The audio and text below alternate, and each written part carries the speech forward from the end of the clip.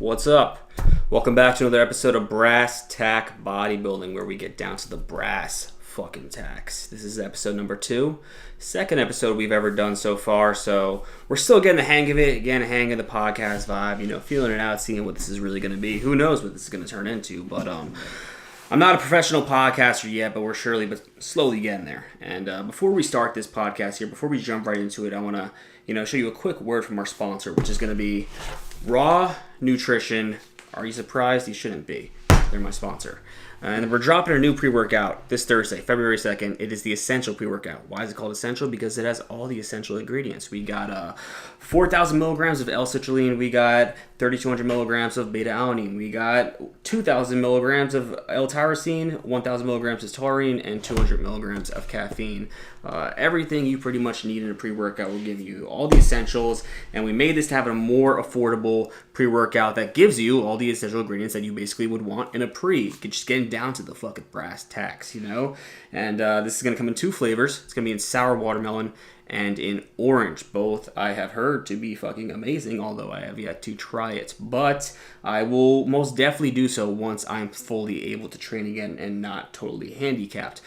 With that being said, like I said, drops on February 2nd, this Thursday, so this video should be out before then. You can use code SEB to bring the price down to $25. I believe it's going for $30. Like I said, this is going to be a more affordable pre, so take advantage of that and take advantage of the code. That code works equally as well for Raw and Revive, so make sure you put that code to use, because why spend more when you could spend less with code SEB?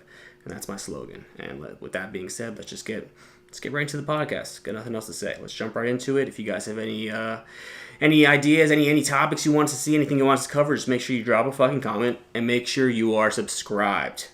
That's important. Without further ado, let's do this. All right, what is going on, everybody? Welcome back to another episode of Brass Tack Bodybuilding. This is episode 2. I'm back again with Adam, Coach Katz, Nas, and our friend Jesse. You guys probably know who Nas is. You might know who Jesse is. So we'll start with you, Jesse. Introduce yourself. What's up, guys? I'm Jesse. Obviously, I'm trying to become an IFBB pro right now. Aspiring, competing. Trying to become Nas. Basically. Nas, you're from the UK, right? Yeah, I'm from the UK. I'm IFBB pro, turned pro summer last year, online coach as well. So the minute I'm just trying to become a better pro and get to the Olympia this year. That's the main goal for me. How long have you been competing now? I started competing in 2018. I've only done 6 shows, so my 6th show was the Arnold Classic UK. That was my first pro show. But yeah, I started in 2018 in men's physique. I did 2 shows that year with like a different federation. Won nationals with them, and then 2020 did my first classic show. Won the overall there, and then last year I did 3 shows. So I did the regional, did the British finals, turned pro, and then did the Arnold Classic 8 weeks later. And yeah, that's the whole history. Only 6 shows, but we're here now. It's more than any of us here. How many shows have you done, Adam? That's more than all of us combined. I've done 2 shows. 2? I've done 3. You've done 1. Yeah. Oh, it's yeah, same. So we all add up. Yeah. How do you feel? I mean, you don't even, because obviously you've never been to the US, right? Nah, not yet. Because people always say the competition here is just significantly easier. Well, it looks like it is compared to over there for sure. Yeah. I mean, we aren't allowed to turn pro in the US. Otherwise, I'm pretty sure I'd know a lot more guys that are pro. You have to have an American citizenship to turn pro over there. So here you kind of get people traveling from Europe and stuff. So it's more like all the pro qualifiers in general. They're like a European championship. So even at mine, there's a few guys from different countries like Spain. I'm pretty sure there's guys from Romania. You can't come here and do any NPC show. You're not allowed to come here and do North Americans. I don't know if we can do like a regional, just if you happen to be there, but you wouldn't be able to turn pro now. Can we go over there and compete? Yeah. Nobody would want to do that. Wesley Viz's turned pro here. Like he came over to the UK to get his pro card. I don't know why you'd want to do it. Netherlands, but also they only ever give away like 1 pro card or maybe 2 per class. I'm pretty sure, like for me it was just 1. So here we get about 3 new pros per class a year, or 2. What is it here? what is it, 2 in every class, right? Yeah, I mean, it I've, depends on the show. I've seen a few people like you don't even have to win the overall, do you? Like the top 2 can turn pro and stuff over there. With here, it's just the overall winner. That's it. So I guess it's like how it was in the 90s or whatever. So you have to win you have to win the overall to get your pro card, no matter what. And it's top 2 here, right? In every national show. Here it's Is that top Leo? 2 for every. Yeah, bro. Yeah. Here it's top 2 for every single class. So like if you have a huge show with 5 classes, then that's 10 people getting a pro card basically in one division, which is insane. Do you think that makes the division like less credible in a sense? It's just too easy. It makes having a pro card less credible, but I mean, to be at the top of the division, you still have to put in the work and get to that level. It doesn't really matter. Think about how many fucking pros there are that you just never heard of because there's just so many. Exactly. I know basically every pro in my country. Like in your country. Every active pro? Without really thinking about it. I mean, obviously with Classic, it's only been around since 2016. Yeah. So there's only a handful of UK pros in Classic. And most there's probably hundreds of fucking Classic pros here in America that I've never heard of. Yeah, 100%. But yeah, so I think for me, it's more like I definitely proved it to myself. I feel like over there, if I turn pro, maybe I got second or something, I'd still take the pro card. Who the fuck's not going to take the pro card? But yeah, there'd probably be some doubts there if I didn't get the overall win, especially like for me because I got second place at the regional beforehand. So like I had to come back and like prove that. Yeah, I was the best amateur basically. You're the same age as us, right? You're 23. I'm 24 now. 24. You're older. Oh, okay. So I could use that as an excuse now. Yeah, that's my excuse too. I'm only 22. When are you going to compete again? What? Me. All of you. Are you still there? Jesse, are you going to do nationals this year? Maybe at the end of the year, yeah. Can you even do it? I don't know. I could do a local show real quick and qualify, or I could just show up. What's your plan, Adam? My plan is get fucking massive for as long as possible and then compete. My plan is summer 2024, so another like year and a half before I step on stage at the earliest. Okay. And then when are you gonna do another pro show here? I've got it's up to my coach. I just need to get this off season going because I was sick for the entire of December and like post show. So now I'm like actually like I guess kicking off the off season properly. I was underdosing my cycle as well. I didn't even realize like the first 3 weeks. So wait, what? You told me about this, I think. Yeah, so I was taking like half the primo I was supposed to take and less test as well, actually. I didn't even You were just doing the math wrong? No, I'm used to using bigger syringes. Oh wow. That's why. Yeah, I've definitely had that happen before. I remember when I first started taking growth. I don't know if you remember this, Jesse, like a year ago, like 2 years ago. I was taking like the fake underground growth. I don't know. No, I think this was in Arizona. You took GH and AZ? Yes, I don't know. It was. Remember, I kept taking that fake shit, and we thought it was real. That was it wasn't. That shit was like water, bro. But it was like water, and I thought I was taking like fucking 4 IUs or whatever, and I was taking like 1 or like half or whatever because I just did the math wrong, and I was actually never taking anything. So then I just started blasting a bunch of it and still did nothing because it was fucking fake. And now it ruined your life. Yeah, now the real stuff fucking ruined me. That's crazy, bro. Yeah. I heard you told me about that. It's been fucking 6 weeks now. You said you had to take like a few weeks off training too, right? Yeah, I trained like 4 times in December. Jesse has to train in fucking like 6 months.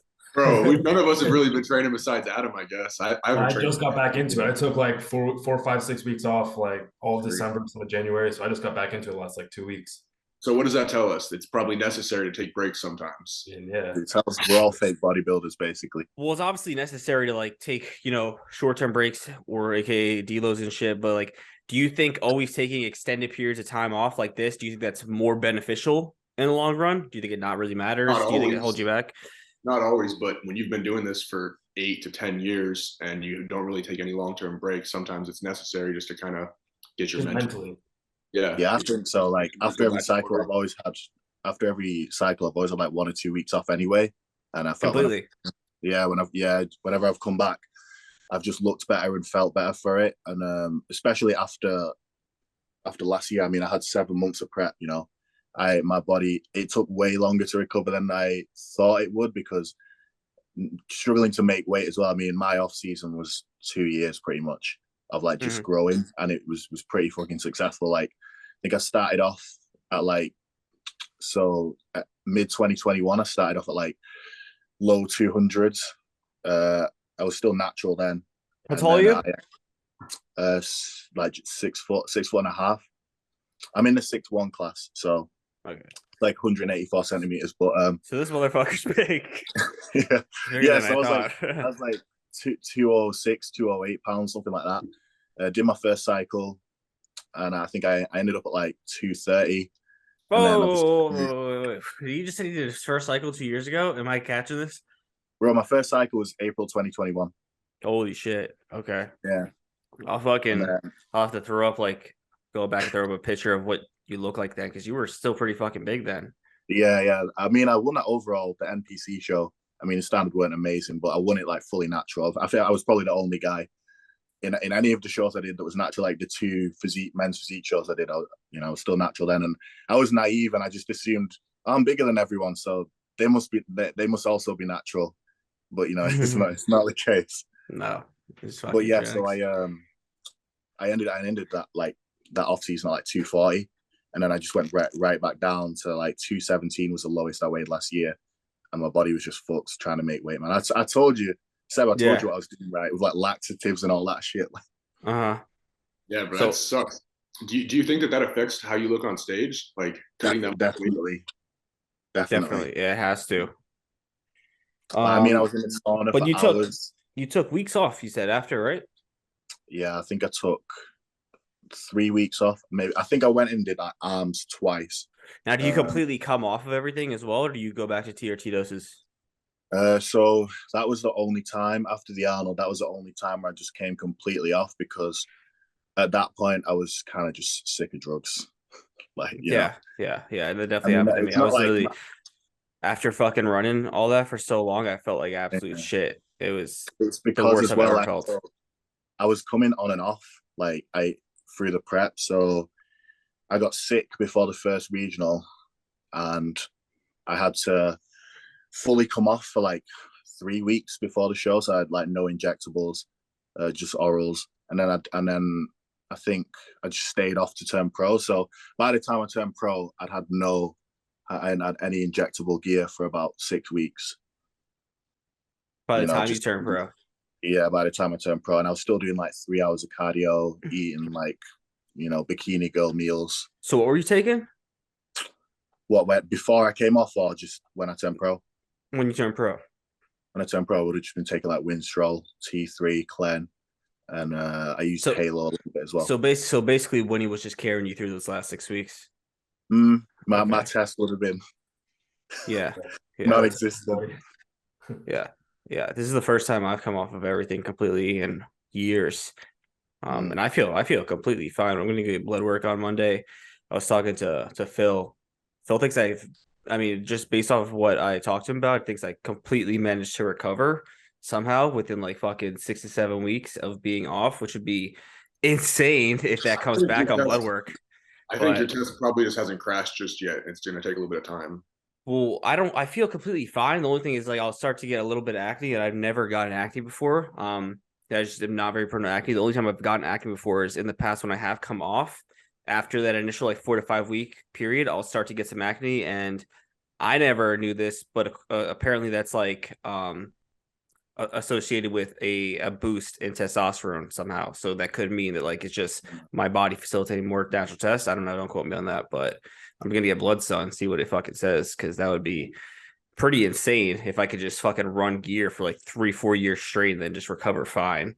I'm willing to bet that your test levels were just very high, and it's taking weeks and weeks and weeks for them to actually come down, and they're still at super physiological levels, or at least like natural levels right now. So that's why you. After 6 weeks. 6 to 8 weeks is like the mark. I think that's like the typical mark where, I mean, obviously it's going to be different for everybody, but that's usually like the point where you're cleared out from test. I would say, right? I don't know. Yeah, just because Just because it's out of your blood doesn't mean that your test levels still aren't elevated, though. No, but I'm saying like 6 to 8 weeks would be that mark where like we would see how I'm affected. Because that's what they teach in fuck is it J through U, right? Like every 6 to 8 weeks after. Let's check your blood work and see. Yeah, I don't know. We're gonna check it. We're gonna see. Maybe I could just do that. Maybe I'll never be affected by exogenous hormones. I could just come off. You're probably at like 400 nanograms per deciliter. You're like, yeah, man, I feel great. I mean, I feel fine. I don't know, but I don't feel like super fucking horny and like have like an insane sex drive. You know, I just feel like I'm chilling.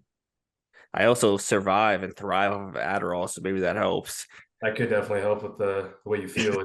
Yeah, I just feel ready. You know, I was telling Adam I was watching last podcast, and I could hear like the fucking Adderall in my voice. I'm like listening to myself, and I feel like I sound like I'm just like fucking autistic or something. I hear it in my voice, and I say like every other word, and I'm like noticing it now, and I think it's like a form of Tourette's or something, or like a slight form of autism. I don't know. Maybe my brain is like working too fast to be able to like transfer it to my mouth. So I'm just like making like these filler words because I just can't fucking facilitate the information fast enough. I don't know. But like it's pretty common. I say and so a lot, and it's just like a filler word, so I don't pause. Yeah, so it just means that I'm like some sort of genius, but I'm on the spectrum. But everyone's on the spectrum, I think. All geniuses are on the spectrum, bro. Exactly, yeah. Exactly. Do you everybody, you all stay on TRT. Nobody else comes completely off, right? I did. I'm probably not going to do it again. You don't think you'll ever do it again? Do you think there's a benefit to coming off for like extended periods of times, not consistently like after every cycle, but just, you know, like every 2-3 years, maybe just take like a 10-week or 8-week phase where you just come completely off of everything? Is there a potential benefit to that health wise? I mean, I felt healthier. Again, because I can't really say much because my experience was, you know, right after 7 months of just depleting, you know, shredding, trying to make weight, all that, and I was ill for months during that prep. So I didn't want to do anything. Like I felt healthier, but I just, you know, like I had like all the low T effects. Like I just didn't want to do anything. I wasn't motivated. I still got everything done. Like still got my work done. Still trained, but I didn't want to. It's just kind of, there's just like no drive. Yeah, that's just because you're in prep. But I mean, just from a general standpoint, Adam, what do you think? You know, I think from a competitive standpoint, I don't think it makes sense to come off. I think you're going to be wasting time doing the whole PCT process, getting your natural levels back up, and that's taking time away from what you could be doing in terms of building muscle, losing body fat. But in terms of the health side, you could make the argument that yes, it's healthier to, you know, if you just think about like if you don't use it, you lose it. So in terms of both your actual LH and FSH production and also your own testosterone production from your nuts, over time, those are going to become harder to get back up once you do want to get your natural levels back up. If you don't want to be on TRT, or if you want to, let's say, have a kid, you know, it would make sense for that situation, if let's say fertility is your goal, to come off of everything, take HCG, HMG, and fertility may not be ever an issue depending on the individual. You know, somebody could be blasting fucking a gram of tren and have a kid tomorrow. Just depends. Totally.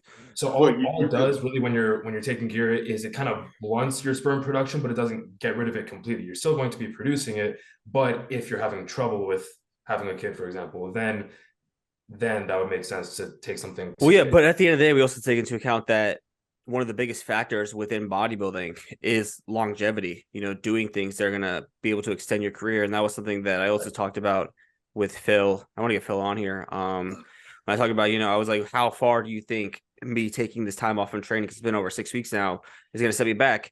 And he said it really doesn't affect anything, because obviously, for one, we have muscle memory. You know, you come back relatively fast every time you stop doing something. But if you just look at all these guys that have trained for 2 decades straight, you know, you're just extending your career by this just extra time. It's a time period where you just don't have this excessive amount of stress on your body. You're letting yourself completely rest and recuperate, which is going to help you in the long run in terms of training. But does that apply to gear as well, do you think, by taking those breaks?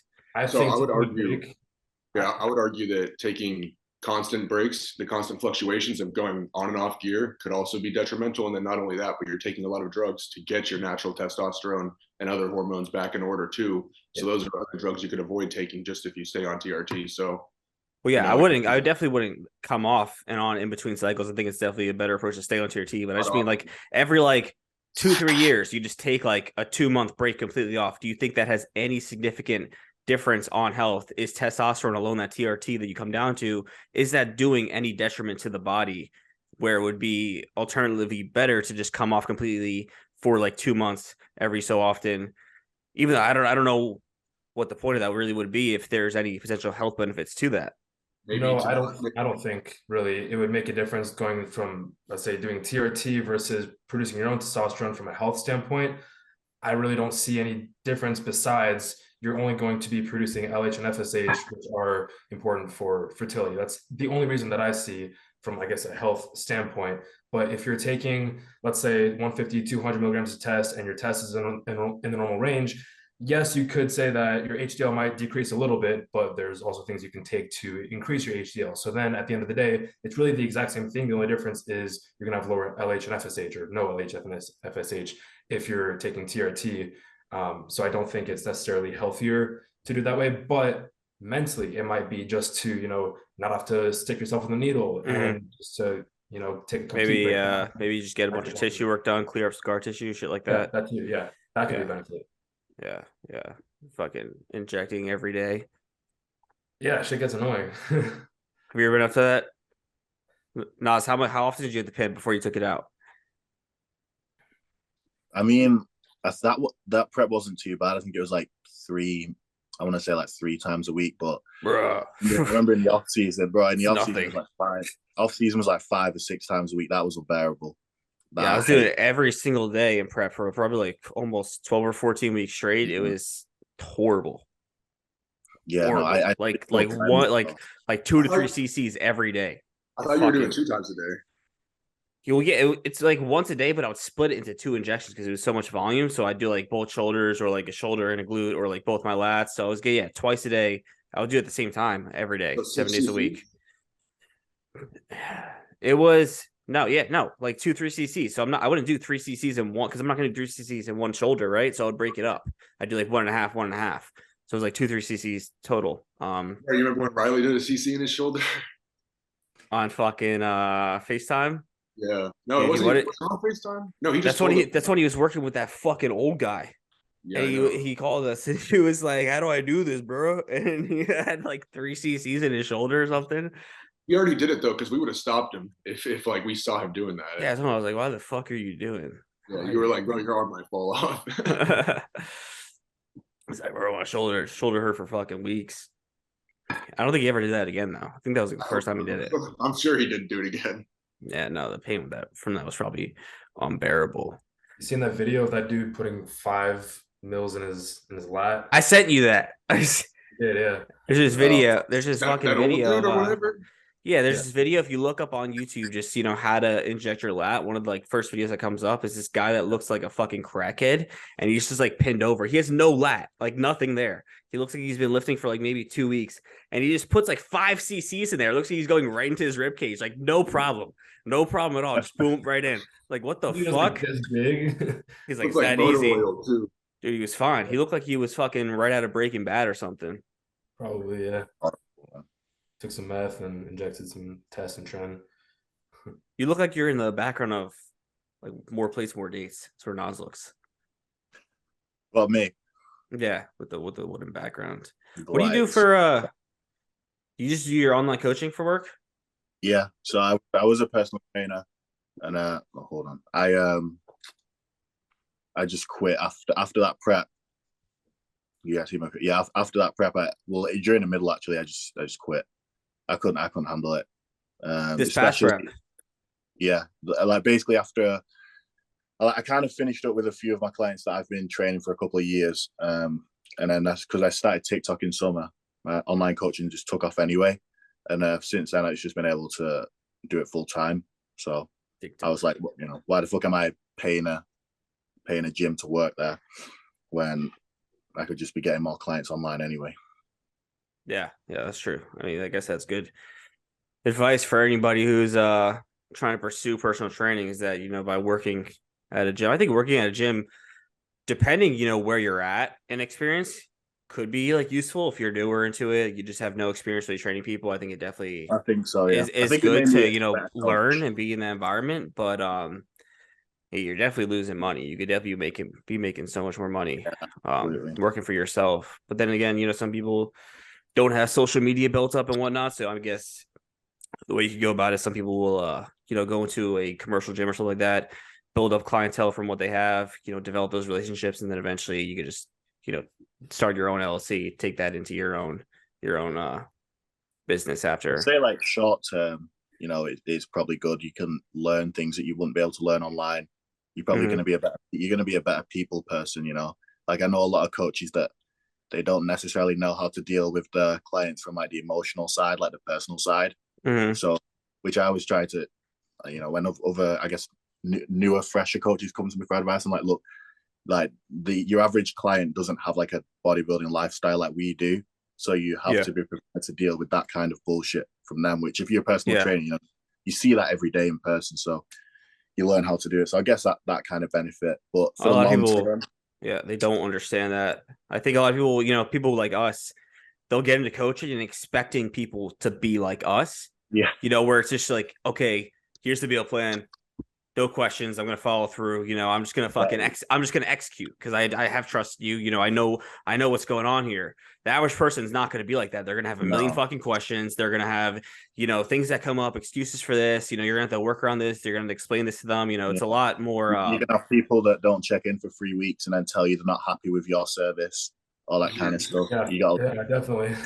You have people who literally just get a protocol and just disappear. Like, oh, I yeah.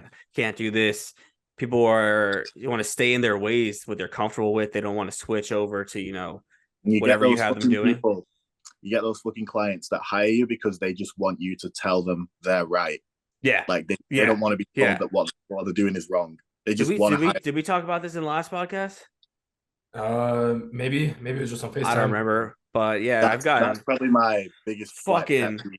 numerous clients where they'll Yeah. come on they'll come in, and for example there will be like a 260-pound guy, super fat, and he's to lose a ton of weight, and he comes to me and he's already running like 80 micrograms of T3, 80 micrograms of clen. He's on fucking 75 T3, and I'm like, why the fuck are you on this? You don't need this. And he's like, somebody told me to do this, and I'm like, well, that guy is a retard, don't do this. And then once you tell them to stop doing it, what they're doing is not good, she's gone, disappeared. Don't even hear from them again. He's like, they want you to come in. They want you to basically just validate whatever they're doing.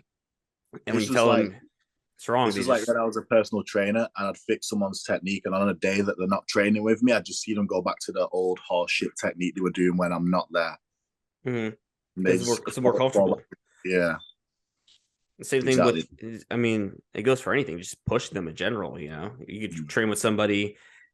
Like I could train with Jesse and push him through a fucking super crazy set of squats, but he's not going to do that again when he's alone, most likely.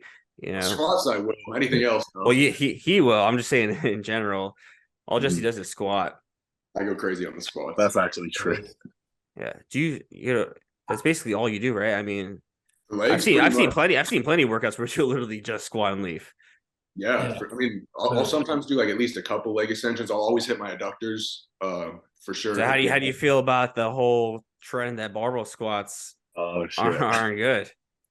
I mean, I don't really give a fuck because my legs look good, but it depends on your anatomy, to be honest. Like if you can barbell squat super effectively and actually go heavy and have good form and technique because of your anatomy, then you should absolutely do it. But if you can't and you need to do a hack squat or a Smith machine squat or some other variation, Well, what do you mean by that? Because I feel like no matter your anatomy, should be able to do a barbell squat perfectly you for fine. sure should be able to, but it might not be as optimal. Like if you have super long femurs, you're going to be just using less of your quad than a movement where you could actually put your feet more further in front of you, like a hack squat or something, or a Smith machine squat, because you don't have to focus on balancing. Why? Because you think if your femurs are super long, it just makes it more difficult to get low? You have to lean forward more, and and you're just putting less tension on your quad because of the angle that your torso is. So when I'm super upright, because I have very short femurs, all the tension's on my quads and my legs. Whereas if I was leaning forward, a lot more of it would be on my posterior chain. Why does somebody who has super long femurs need to lean forward? It's fucking anatomy, bro. It's just how it works. You To just maintain can't. their center of gravity. Yeah. Because if they're upright, they'll fall backwards. Well, also Yeah. just look at like low bar squats, for example. So if you're doing a low bar squat, which is obviously not for bodybuilding, but This is the argument that people make, that low bar is better for people with longer femurs, right? yeah, No, I have longer It's not femurs. better. It could make their center of gravity more even. So it could make them basically like be a little bit more functional with it. But it's still, I would never recommend a low bar squat unless you're doing powerlifting. right, yeah. So are we saying that somebody with long femurs cannot perform an No. Well, ass to I'd grass squat? say I've got long femurs though. Like I've got long. Yeah, no, legs. it's a 6'1". You for sure can perform a squat, and it's also your Yeah. femurs. It's not just your femurs by themselves. I've never low bar squatted. I It's struggled with it in first. relation to your torso. So if you have a short torso and long femurs, that's the worst for squatting, basically. But if you have a long torso and short femurs, that's the best. That's what I have. It's But ideal. you can still squat for sure. It's just not going to be quite as optimal as someone with shorter femurs, at least like a normal barbell squat. So you're saying their anatomy is limiting them?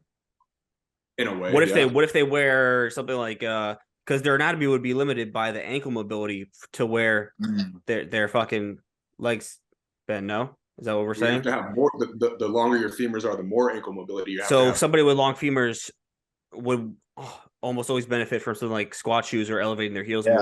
I used to wear squat shoes for a while. Absolutely. For like a Because couple of years. people with long femurs, their knee's going to be coming more forward on their squat as they go down. Yeah, so there will be a point where, okay. Yeah, so adding a heel to that would help your knee not travel as far forward. Okay, but regardless, Everybody everybody should have squat mastered. Absolutely. Your first 1 to 3 years of lifting, you should be learning how to front squat and squat for sure. Front squats, that way you can really focus on keeping your chest. Front squats, bro. No way. I can't do That's that. how I learned, bro. And that's how you kind of kick the bad habits right away, because you're so focused on staying upright and really keeping that perfect technique. Because if you don't, you're going to fall forward and lose the weight. So that's I guess in that sense, yeah. But front squats is really just a shit ton of lower back. That's what it is. It's not though. Not if you do it properly at all. It isolates the legs much more than even a back squat. But you can't go quite as heavy on the loads. That's why I'd still recommend a back squat. But it makes you perform a back squat better if you know because you're forced to stay upright. Yeah, exactly. Well, you'll see a lot of people have terrible habits like today. You'll see it all over Instagram and TikTok and stuff, where they're just like using their lower back to get the weight up, and their whole lower back is bent. They're not braced, and they're just like, it's terrible. And it's because like they're not squatting properly. It's not even a squat at that point. What I did to learn how to squat properly was I literally just used to put a bucket like in between my legs and just sit into the bucket. So just drop down, like instead of pushing back. So instead of focusing on pushing back, because that's how I was the first to get it wrong, is I would do box squats, and that taught me to push back. Because you're sitting back onto something. You're probably breaking at the hips first, and you don't want to break at the hips. You want to have your knees and both go down simultaneously, and that's another problem a lot of people with like low bar squats do, is they break at the hips first, and then they're just doing a good morning instead of a squat. Yeah, so when you have like a bucket or something underneath you, it teaches you to just drop into the hole. You break with your knees and your hips at the same time. But some people just have shit ankle mobility and like literally can't even do that. Yeah, they develop it over time. But if you look at like a baby that's like 1 to 3 years old, like the way they squat down, like that's perfect. That's how every human should be squatting. And we just lose that as we grow up because people stop squatting. But when you see a baby, they're performing perfect squats. There's a why. Because this is something I posted about, and is fucking people are freaking out. Why does somebody need to develop a base on squats? Why do they need to learn how to do a basic barbell squat, as opposed to, just jumping right into a Smith machine or a hack squat? Well, developing stabilization muscles. People say it's bullshit. People will immediately say that's a bullshit argument. You don't need to do that. Well, I mean, you say can that about literally everything, though. Huh? You can test it. You can look at. They'll say that about literally everything that you put towards them, though. Like every argument that you can make. Well, I'm just trying to play. I want to play devil's advocate, because these people are going to come and they're going to watch this and they're going to want to fucking answer. So if you just think about it logically, it's not bullshit. So when you're using, like, let's say a Smith squat versus a regular barbell squat, you don't have to stabilize near as much in the Smith squat, because all you're doing is pushing up. Yeah, that's the point. Yeah. Barbell squat, like even if your center of gravity is off on a Smith machine squat, you're fine, because you still just have to push up. You just like it's isolated. Yeah. So why would somebody not, if somebody just wants big legs, why would they not just start on a Smith machine squat, since it's gonna eliminate that and focus on their legs more? I feel like Well, Adam wants to talk. it's not just about Well, big legs. You have to be functional too in order to really train and have longevity throughout your career. Like you can't just, okay, get big legs. I'm only going to do heavy hack squats. Like you have to, it's a stepping stone that you have to right, take. exactly. And so building on that, you need to have a foundation built. So if you were to compare it to a building, you need to have the foundation of the building. You need to have it, stable and steady so that it doesn't blow over from something that's going to try to knock it over. So if you don't have that foundation built and you're only focused on building the building, it's not very stable. So if you're talking about shaking your head, no, what? I'm talking about. Keep going. And so if, let's say you talk about a squat, if you don't actually learn how to do a barbell squat where you have to not allow, gravity to pull you in a certain direction and you have to be able to stabilize yourself and not fall over, that is forcing yourself to build that internal stabilization, both in your lower body and also in your core, that you don't necessarily need on a Smith squat or on a hack squat. So that way, in the long run, as Jesse was saying, that way it's going to be able to not only prevent injury, but also make you overall stronger. So it's both. It's going to prevent you from. And when it comes down to it, especially with a squat specifically, that's the most functional movement a human can do. So you better know how to do it very well if you're going to get into anything where you need to be functional and using your body. So any type of athletic sport, bodybuilding, lifting. So what's going to happen if somebody just skips barbell squats, never learns how to do it? They never have any established sort of strength on that movement. I feel like you can kind of tell though. Like when you see kids that can't squat, it doesn't matter what leg exercise they're doing. Yeah, you could tell. Can jump on a hack squat. They can jump on a Smith machine squat. Just when someone's not got the squats right yet, the leg, especially, when I was training guys that were 40 and they've never been able to do barbell squats, and training legs with them, it was just horrendous to look at everything pretty much other than like a leg extension and a leg curl. Yeah, a lot of times those people can't even. A lot of times those people can't even properly hit depth, and if they try to squat just with no weight, just their own body, they'd fall over and they can't even do it, which is it's really pathetic. What is the down? Because so people are gonna say, if my goal is hypertrophy, I want to become a bodybuilder. Why do I need to be functional in the first place? That's not what I'm focused on. I'm only focused on hypertrophy, getting as big as I can. So what is that going to affect in the long run? Not being functional. Well, they're going to be able to be stronger in other movements as well. So they all go together. So if you're able to get stronger on a squat, develop, the small muscles in your feet, in your calves, in your hamstrings, your adductors, your quads, your glutes, especially your glutes. And then of course the core stabilization, that's just on a basic level of making you a better athlete. And so if you practice something, you become a better athlete, that's going to carry over into other athletic feats, such as, let's say, a Smith squat or a hack squat. And so that's the mentality that somebody should have is, I want to become a better athlete rather than I want to do the least amount possible and just do a Smith squat and just do a hack squat because a barbell squat is too hard or not only going to isolate the quad. You should be trying to do more and see what you're actually capable of doing. Here's an anecdotal observation that I've realized is if you look at people who don't squat, I know quite a few of them, and they only focus on hack squats or leg press or something like that. And then you see those people try to barbell squat. They absolutely can't. They suck. They do like 225 or something. If they're not hitting depth, their knees are shaking, their knees are caving in. It's terrible. They don't even look like they're functional. And then you look at someone who's very proficient in squats. They can do any type of squat variation. They can murder some hack squats. They can do Smith squats. They can do anything, and they'll be totally functional and fine. And they can go heavy. So it just shows you how much a squat is actually important in developing that area. I'm not exactly sure all the reasoning why, but it's very obvious when you look at certain people and you've been around the sport for a while. Do you think to an extent it could result in a higher injury risk by not having that movement developed? Absolutely. Yeah, because you're not going to be functional. That's the whole argument. Mm-hmm. Do you think the same thing applies for deadlifts or bench? Because I don't think it does. I don't think so either, because those aren't natural functional movements that a human like deadlift, you could just do RDL or SLDL, same shit. You're still any hip hinge movement for sure. Yeah. Bench is like using dumbbells requires even more stabilization. So right, there's still free weight movements, but like a hack squat and a Smith squat aren't free weight. So that's the main difference. So as long as you're doing like you could do like a goblet squat and get a lot of the same effects as a barbell squat. The only difference like an SSB squat or like a cambered bar, something like that, like a different type of barbell, or even you could say front squats if you're not too strong. But yes, any sort of free weight variation I think would be a good Like, for example, I can't really do barbell squats just because my shoulders, especially my left shoulder, can't really externally rotate that much. So I do SSB squats when I do barbell squats. So it's still a free weight movement. It's just my hands are here instead of all the way back here. Just because that's what Brett will do that. Yeah. Not on.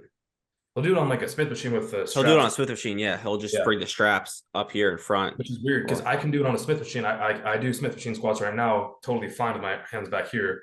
But for some reason, with a barbell, I don't know, it goes too heavy and hurts my shoulder. Causes those lats, boy. Now, when I made this video, the other thing people were saying is obviously, you know, with this stupid argument, the stimulus to fatigue ratio. And I was saying how, you know, your 225 squat, which a lot of people got offended by this, does not cause as much damage as like me squatting 500 pounds. You know, I saw another kid make a TikTok making the same point, and you reposted it. I reposted it as well. But like the 200-pound squat is not the same as looking at someone doing that. Yeah, and they were. I think Adam will articulate this better because they were confused by this. You know, why is a 500-pound squat so much more fatiguing or detrimental to your body than your 225 squat? Because their, you know, viewpoint on it is that it's just perceived fatigue, right? You know, if 225 is the hardest you could go for 8 reps, how is that going to be any different from me, the hardest I could go for 8 reps with 500? You know, still because I'm stronger than you, bro. Yeah. I can do more relative. Yeah, I fucking know that, but how can you get? You're going to build muscle faster than your central nervous system is going to adapt. So as you get stronger and stronger in terms of the muscular strength, you're going to be able to need heavier and heavier loads, but your central nervous system isn't going to increase at the same exact rate as your muscular system will. So that's why eventually you're going to get to a point where the stimulus to fatigue ratio might actually make sense, and you might want to do, let's say, a hack squat or a Smith squat instead of a barbell squat, just because your central nervous system is going to take a huge beating from doing, let's say, 500 for 5 or whatever on a barbell squat versus doing that same amount of load on your quads on a hack squat where it requires less stability. Even though you can do it on a barbell squat, it just makes more sense to do it on that, just because your central nervous system is going to take a huge beating versus someone only doing a 225 squat. They're going to, you know, see a lot of damage in their muscles from doing that because they're not used to doing it, but their central nervous system is going to recover just fine. It's not that damaging on their central nervous system. Mm-hmm. Well, it's also just relative weight on the human body. So me squatting, 500 pounds, that's like well over 2 times my body weight. Whereas someone squatting 225, that's like 1.2 times their body weight or something, most likely. So it's a huge difference in the load on the actual human body itself. Yeah, I think they just think, you know, as you progressively get stronger, it's like, you know, if I can only do 225 for 10 reps and that's where I reach failure and that's how I feel with that, they think that's the same as, you know, regardless of the weight, it just stays there. They don't realize how like it actually gets significantly fucking worse. Like, look at any pro that actually like trains hard on, let's say, barbell squats. Let's say Brett Wilkin, for example. It's a good example because we've all seen his videos. I see Brett all the time in person. Exactly. The way that he trains, like those last 5-10 reps of a squat, Smith squat, whatever it is, you know, his nose might be bleeding. He's fucking screaming like. Well, Brett trains like a fucking animal, though, bro. Like 99% of people who can't even push themselves to the level of Brett. There's other pros that won't train with Brett. No, I know, yeah, but that's like a good example of someone who can train that hard versus someone who, let's say, has been training for 1 or 2 years. They're not going to be training that hard. Which one is going to cause more of a central nervous system fatigue? Obviously, the one that's going to be a harder or heavier barbell squat. So that's also a difference when it comes to saying my 500 pounds for 10 going to failure is not the same as your 225 for 10 going to failure. It's failure is also relative. It's not just a finite point of failure. You know, if you got a gun point in your head, which I said last time, you can get another rep or 2. And that's what a pro is generally going to realize, or not even just a pro, just someone who's been training for long enough. They know how to get more out of themselves and dig deeper. And eventually, and that's going to cause more stress on their body that someone who's squatting 225 is just not going to see. Yeah. Remember, I don't know why this just reminded me of Jesse training legs with Waddy. Bro, I didn't even squat. He did fucking leg extensions, hamstring curls, and leg press. Done. Yeah, that was the worst leg workout of my life. It was 30 minutes and I like threw up 3 times, laid on the floor for an hour. I was shaking for like an hour and 30 minutes. My CNS was just wrecked. Just shot. Just couldn't Yeah. even handle it. I did Yeah. 9 sets total, which was actually a lot. 9 sets, yeah. That's normal. 4 reps on every set. Yeah, in like 30 minutes though. Yeah. 9 fucking working sets in like 30 minutes on legs. That's fucking I ridiculous. had like a 10-minute break too to go puke in the bathroom in the middle too. And then you were done though. Yeah, and then I was done for the next week. I couldn't Yeah. train legs for like 2 weeks actually, I think. Yeah, Waddy knows how to just fucking fry your CNS. Yeah, well, and that was also right after my show, like literally a week after my show, where I hadn't trained legs really in a couple weeks, and especially not trained them hard. So then I just went right into that. It was killer. Yeah. Now, back to what we were saying here. Do you think, hypertrophy wise, that if somebody were to just skip on barbell squats, that would have any effect on their development? They Are can they doing still grow doing just hack different squats and compound? split squats. What? Are they doing a different compound? Yeah, they're doing hack squats, for example. You can still Pendulum build squats. muscle. They Yeah. can push They'll themselves still- hard on hack squats, then they're fine. Yeah, they still grow. Yeah, of Yeah. course they're gonna grow, but do you think they would grow more if they did the barbell squats? So they It never just do depends barbell on- squats. Yeah, they never do it. They fucking try to do it. Their form sucks. It says fuck this. I'm just gonna do hack squats. Right Oh, from they the jump. can't. They physically can't even barbell squat. Like they do it and they fucking just suck at doing it. You know, their squat sucks. They can't get the range of motion down. Their ankle mobility sucks. They just decide to stop, not do it. They just I go. mean, yeah, I'm sure it can be done. I'm sure they can develop great legs, but it's probably not going to be as easy. And It's hard to even make that comparison because it's like, yeah, on paper this makes sense, but what's on paper isn't always what's fucking actual reality. Well, I know And who do you know who's actually been a successful bodybuilder that just never barbell squatted? Nobody. Yeah, nah, Literally I think of nobody. one, bro. So how do we? Even in my personal experience, I have genetic knee issues. Like I when I was first getting into the gym, I couldn't bend my leg to do like a quad stretch, so I couldn't even barbell squat. And I remember at the time I was just fucking around with like the Smith machine more than anything else. But eventually, you know, as I learned more, I was just watching videos on how to actually learn how to squat. You know, so I actually feel like my legs were really skinny when I first got into the gym, and after that, you know, as I progressed and got better at squatting, now my legs, I don't even care about my quads. Like that's the only one of my body parts that isn't a priority. So whenever someone says to me that it's hard for them, or you know, they don't have the mobility, it's bullshit. Like I was literally born with shitty knees that aren't meant to squat, and you know, I can still squat.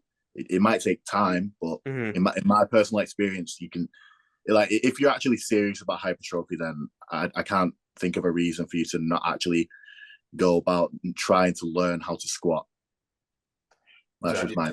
You should be proficient in every movement for the most part if you're a legit bodybuilder. Yeah, I would say so. I mean, That's the excuse people make, is they just say they can't squat, or their mobility sucks, their form sucks, and that's it. When really they just need to learn how to squat. That's, it takes years, bro. Yeah. I had a bunch of people saying that too. You know, I can't do it. It's not good for my body. It's the same thing as training to failure. Like 18, 19-year-olds don't know how to train to failure. It's a skill. It takes a long time. When I trained with Dorian, I nearly died that day. Like, you trained with Dorian? Yeah, bro. Dorian Yates. 2021. That was a hard. Like, since then, my training's been so much better. But like, wait. Why the fuck were you training with Dorian Yates? Is that where you live? That's over there? The gym? Birmingham. Yeah, I traveled down with my coach at the time. This motherfucker. He knows the gym owner. I posed for Sean Ray before the Arnold, like 3 days before. Wow. It's been crazy, bro. Just some of the people I know, so I get to meet all these legends and stuff. But the one with Dorian was crazy. But yeah, man, like that was kind of when I realized training to failure is a skill that you get better at over time. It's not just it isn't just a tire yourself out thing. It has to have intention. Even what are you gonna say? That was exactly like what Adam was saying about how it's relative, and you get better at training to failure as you go. So, like, yeah. Well, even right now, you know, we all know how to train to failure, so absolute max, right? But you never really train as hard as you think you're training. Like right now, if we were all in the same room, I guarantee if we all worked out, like we would have a harder workout than we would if we were alone. Yeah. You know, you can always just push yourself harder, even when you have this shit mastered. Like when you have other people pushing you, you realize like, wow, like I'm sure you train with Dorian, it's just like, holy shit, like I never push myself this fucking hard or whatever.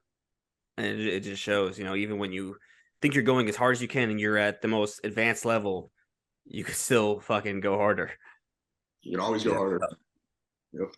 Yeah, but there's also, you have to realize there is a point where you get diminishing returns. So one example that just popped in my head is I was in a car accident a few years ago, and when I got hit with the other car, I had to flex my abs as hard as possible, as hard as possible. And I basically ripped my ab muscles. So that amount of force that I had to use to contract, yeah, I trained them to failure basically in that one rep, but that was not necessary, and it took me like a week or two to recover from that. So you need to train as hard as possible, but you need to train as hard as you can recover from. Bro, what are you? Wait.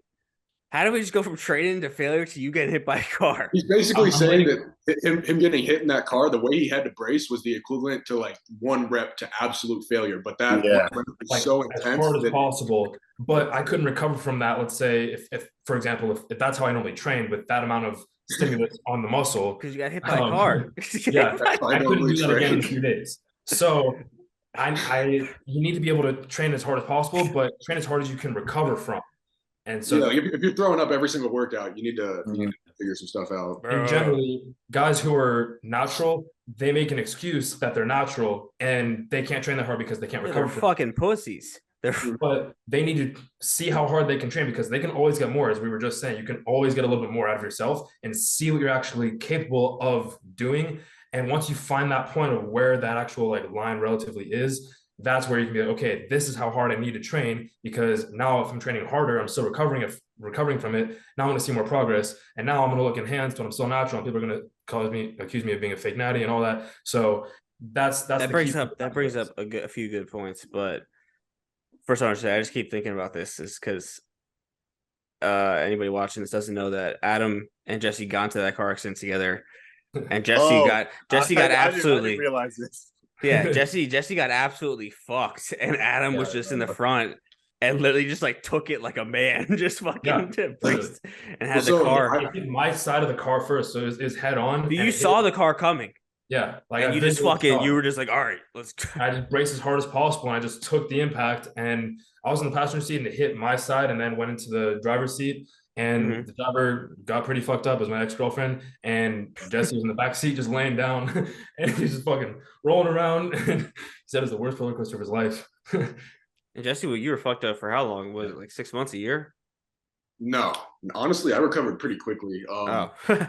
So I was in the back seat, and I was like half asleep when it happened. I wasn't rolling around, but I had a broken sternum, multiple broken ribs, both my lungs were punctured. And then like I pulled like every muscle too. I had like a lot of minor stuff, but I had my first gym session like 3 weeks after that. It was a horrible mistake, but it was because like Ryan Casey and like a bunch of guys were in town, so I was like fuck it, and I went and worked out. And I just did Casey. Yeah, holy shit, I forgot about that guy. I don't even think this new generation of fitness kids probably don't even know who that is. I don't even know about the White Walker. The White Walker. Yeah. Didn't he go like blind in one eye? Yeah, I think that was him. That was like him, right? When fucking SARMs like became popular at first. Oh, that's right. Yeah, I remember that. But anyway, I worked out like 3 weeks after, and then I ended up hurting myself more. And then like finally like 6 weeks later or something, I was back in the gym full time. But it took me months and months to get back to where I was. But probably like a 4-month total thing till I was back to normal. 4 months. That's not why your shoulder's fucked up, right? It did fuck my shoulder up a little bit more, but no, I have a torn labrum in my shoulder from wrestling in high school. Okay. What were you just saying? Because it brought something up that I wanted to talk about. What were you just saying? I was talking about training as hard as you can recover from. And I said natural guys will make an excuse that they can't train too hard. Yeah. Okay, so that's another thing is how people fucking say that when you're enhanced versus being natural that you have to train differently. So what do you think about that? It's only the people that aren't enhanced that say that. Yeah, like, people that don't know what they're talking about. They act like we're injecting a whole new like personality, DNA. They act like the people who are enhanced didn't train naturally for years. Exactly. Like, how are you gonna tell me the difference between you could train like that when you're enhanced when I fucking trained this way when I was natural? Exactly. Yeah, it's just ignorance. A lot of stuff in the fitness industry is just ignorance, and it's because the majority of people that make up the comment section is little kids, like teenagers. Adam, did you send me an article about that? About what? About training enhanced versus natural? I think I might have, yeah.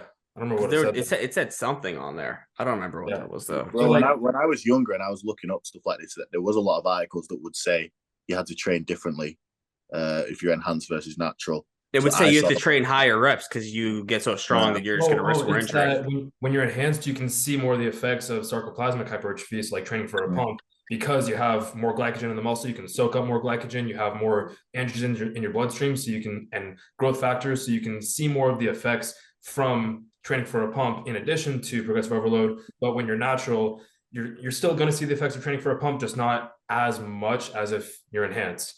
I think So that's what something like FST7. yeah, so when people say that's a scam, it's because they're natural. So they don't really they don't really know that training for a pump is going to make you look like pretty big when you're enhanced. You're going to keep that pump, basically, not keep the pump, but like you're going to keep that fullness as you know go throughout the entire week, just from getting a crazy pump, forcing all that glycogen in there. And also it can help with the recovery process and growing as well, in addition to just training for heavy loads.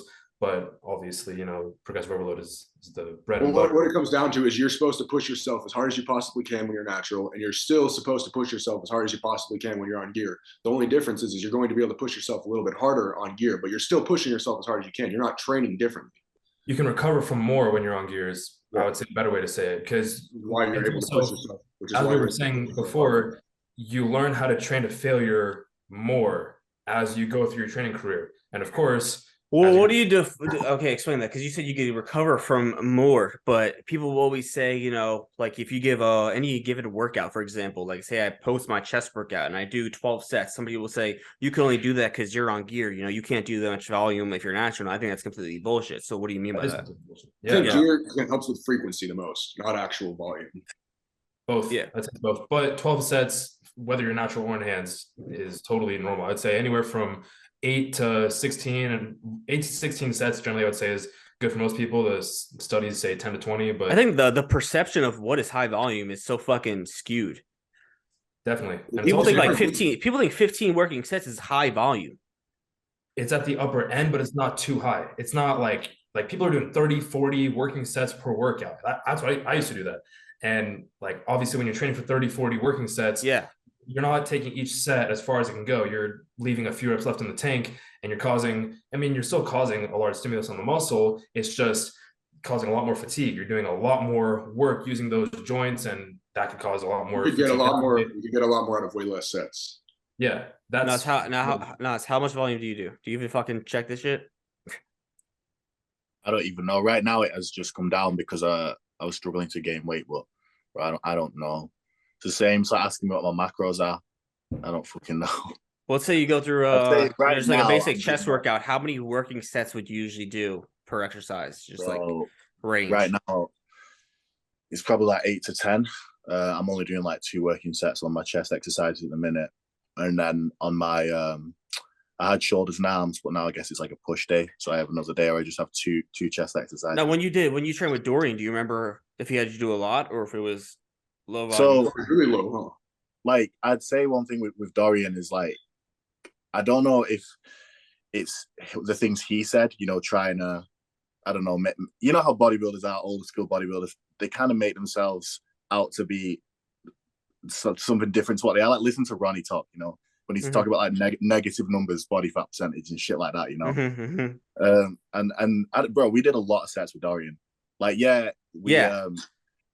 like we did our, I guess, you know, feeder sets, warm up sets, whatever you want to call them. But every working set, if I basically didn't need him to assist me for like 5 reps, that wasn't the one set that he always talked about.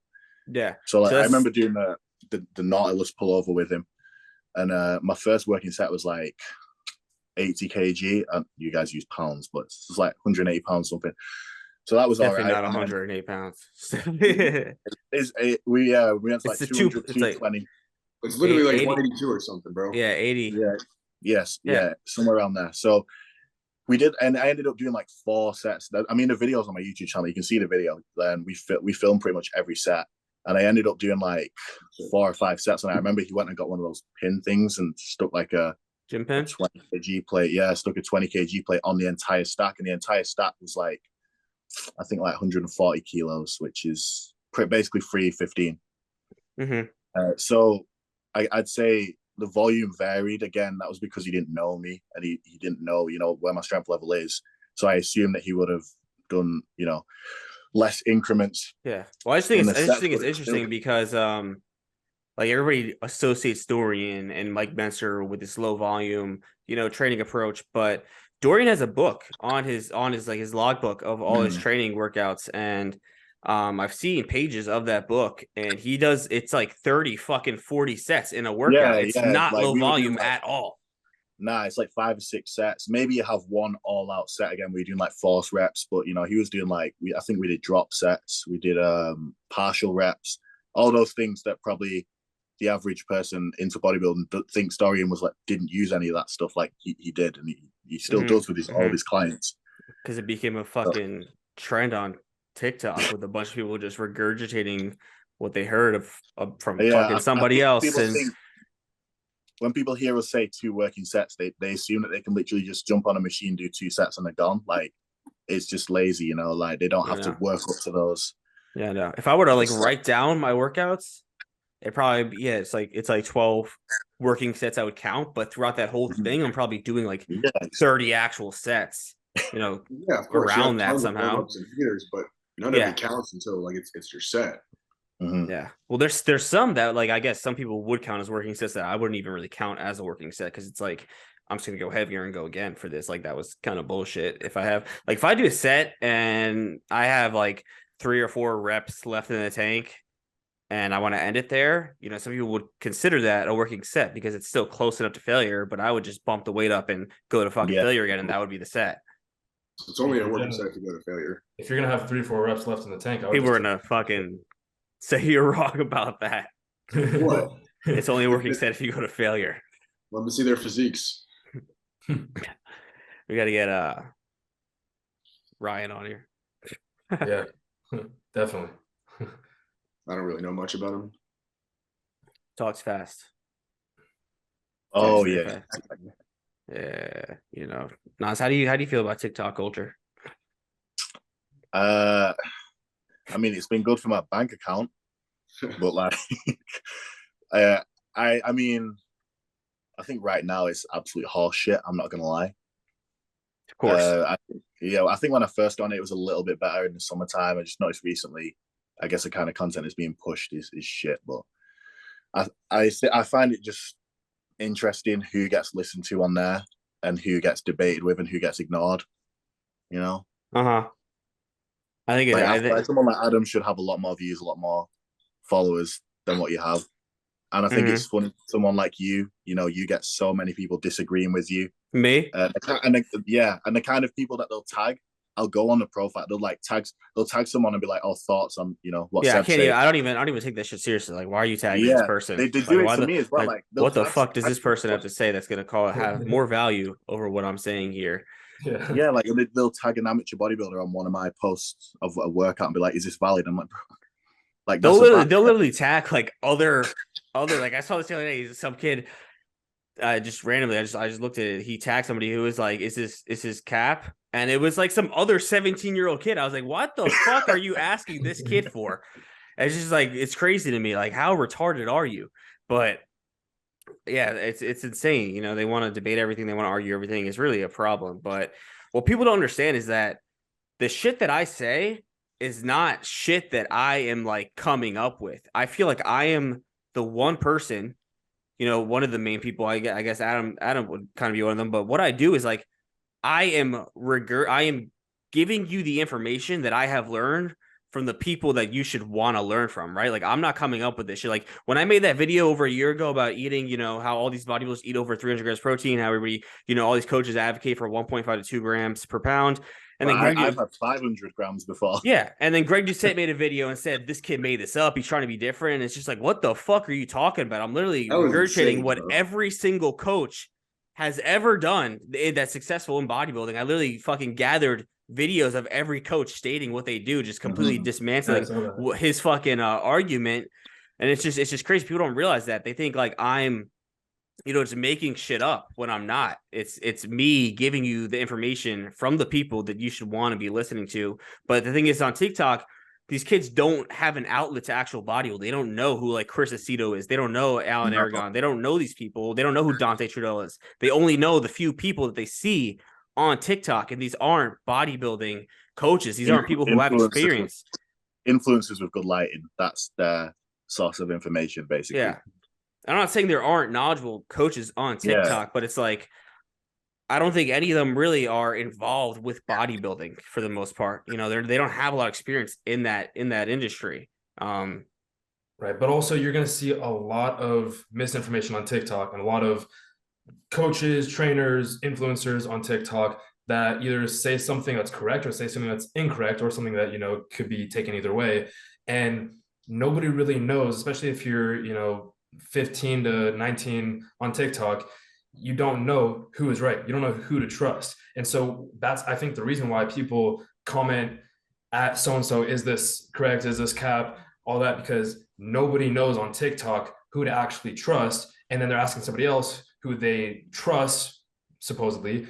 But that's just like, I forget what the word for that is. I don't know if that's the same thing as being a zealot or what it is. Like, you'll take somebody's word over everything else. Like now, let's say... When I was first on TikTok and people would ask me questions in the comments, I'd literally reply to them and say, why the fuck are you trying to like do research on TikTok? Like, that's not what the app's for. Like, look at me shredded, like the post. And if you want to know, like, go and read articles, go and watch, you know, YouTube videos, go to Instagram where people can write these big ass captions. Like, why are you on TikTok?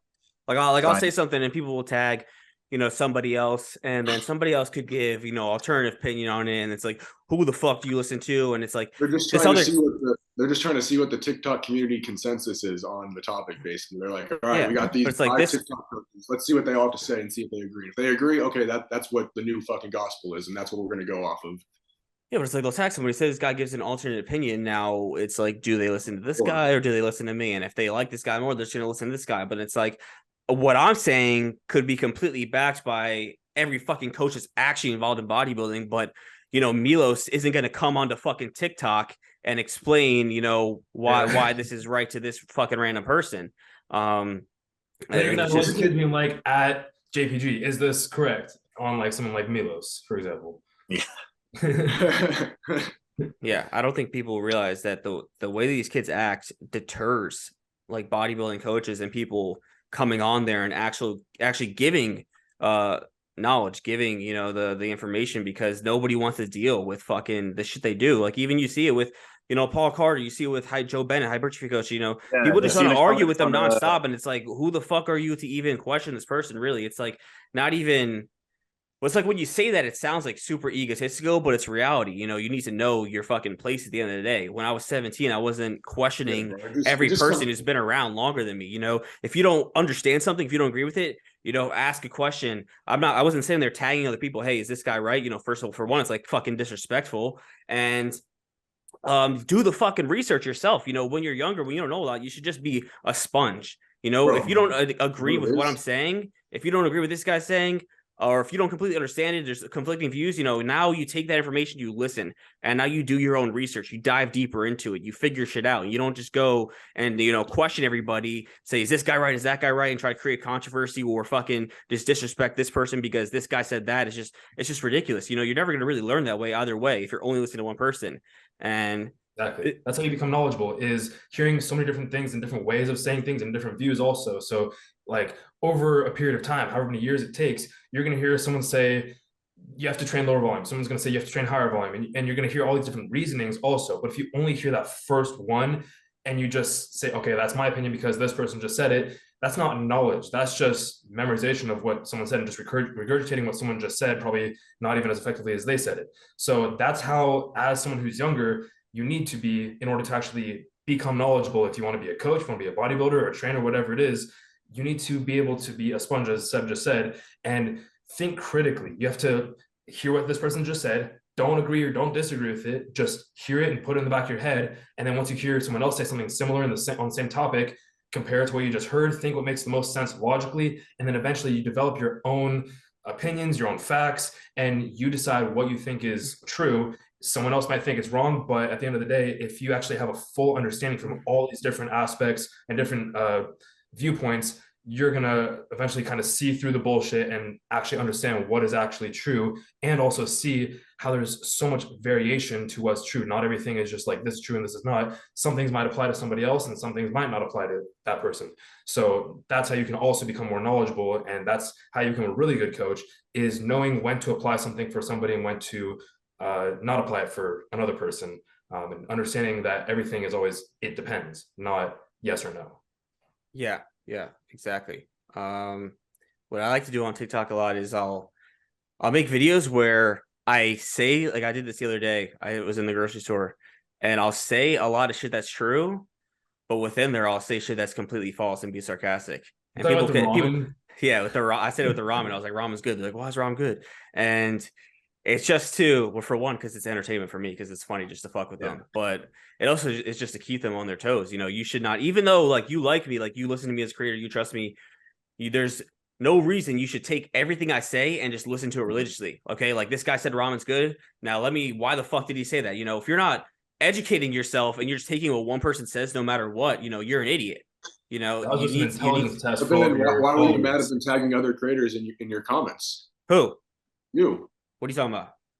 You're saying that they shouldn't just listen to just what you say, and they should listen to other people, and you know, and just discover what the actual truth is, and not just follow one person. But you're mad at people for. I'm not mad. I'm not mad about it. It's just, for one, like, it's, if you look at who they do it to. Okay, so like somebody goes to Joe Bennett's page and they're tagging a bunch of people. Like, you have no idea who the fuck you're even listening to. For one, I mean, it is like disrespectful in a sense to like somebody like that, right? You know, why is somebody who's been around for 20 years getting their fucking statements checked by some guy that just has been on TikTok for a year, right?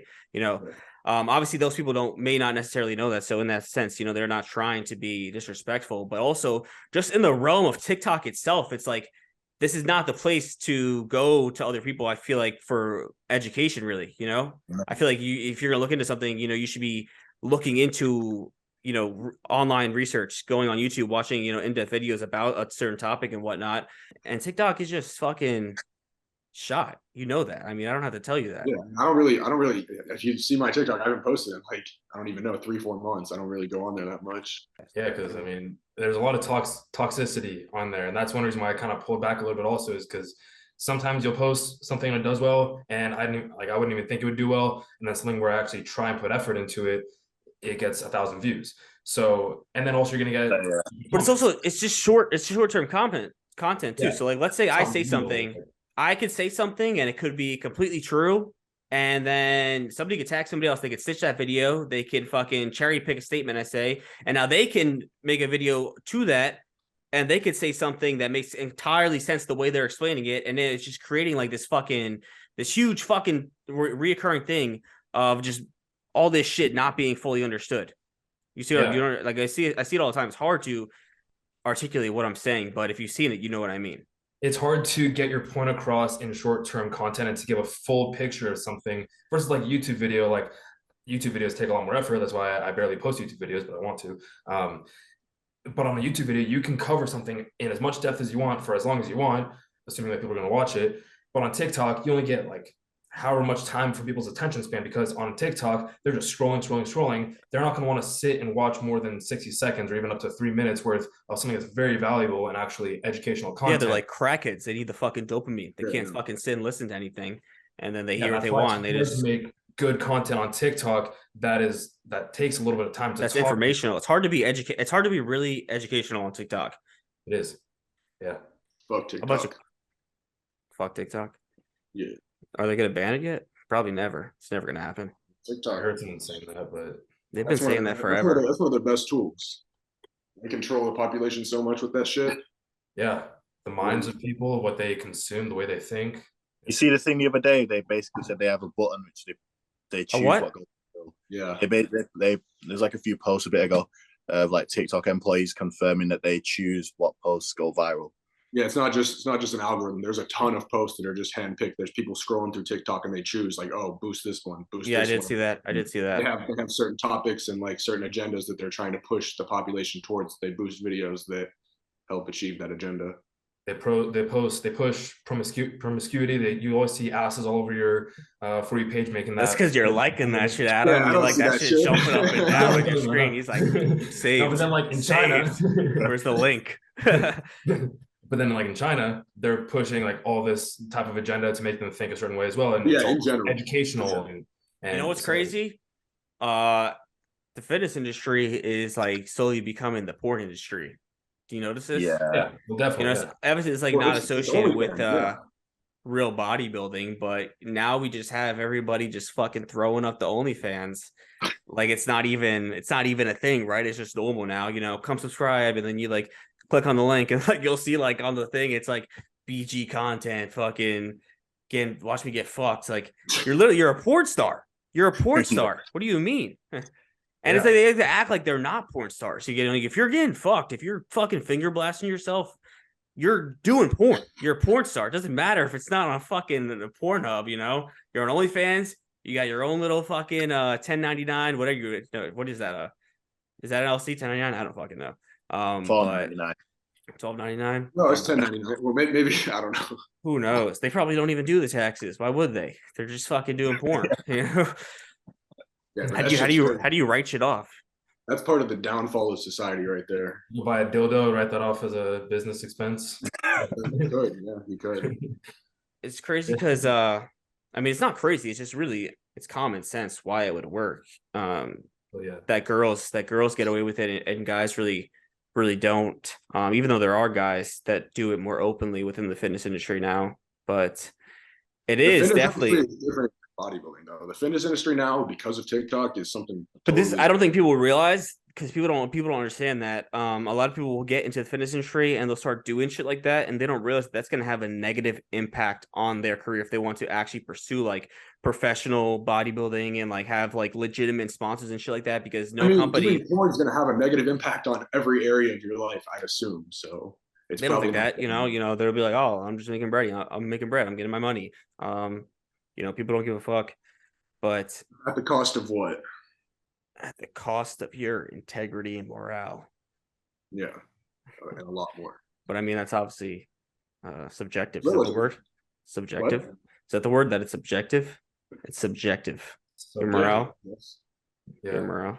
But yeah, I mean, so what are you gonna start what they want to do? People are gonna like, you know, if it's good money. If people are doing it and they're making good money, like why would you not want to do that if it's because it can fuck you in the long run. You know, right now I could drop an OnlyFans and I'd make bread, you know, and fuck it. It's worth money, right? You know, no, it's not, because that's gonna affect, you know, how I'm perceived down the road. Our generation only thinks about like immediate return, you know. Exactly. I was gonna say that, yeah. Mm-hmm. Like everybody, the biggest problem is everybody just goes for that instantaneous pleasure, that instantaneous dopamine, rather than thinking in the long term how this is actually going to affect you in the long run, whether it's, you know, an addiction or, I mean, I guess it's all an addiction, whether it's addiction to money or an addiction to porn, like that's on the other side of the OnlyFans. Like it's going to fuck you in the long run if you're only giving into that instantaneous pleasure, even if it's good money. You know, it's going to ruin your reputation.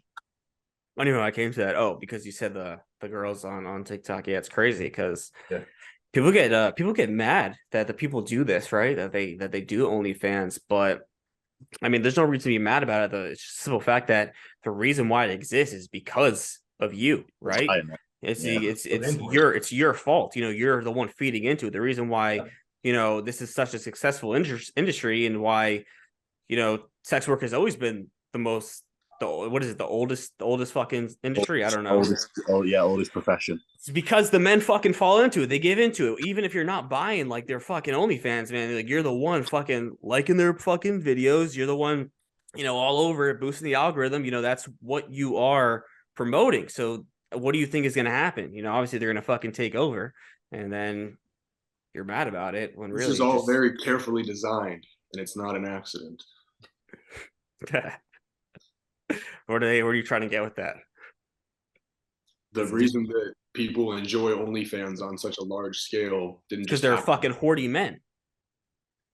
Yeah, well, there's a reason why programmed that way from a young age. You know, the average age people start watching porn nowadays is literally like 5 or 6 or something insane. Really? Can you imagine a 6-year-old watching porn? Like, do you know what how that could corrupt you mentally? how that affects the population. When I was 6 years old, I was riding my Razor scooter down to the Yeah, bro, I was bodega. playing hide and seek in my neighborhood and shit with my friends. Like, I think I still wanted to be a Ninja Turtle back then, bro. That was Yeah. A Ninja Turtle? Yeah. When it's I was crazy, saying, bro. Like the fact that these little kids have phones and iPads and all this shit. Yeah, unrestricted. that's mad. Yeah, oh it's yeah, they're insane. shot. They're shot. They have no fucking no brain cells. I don't know.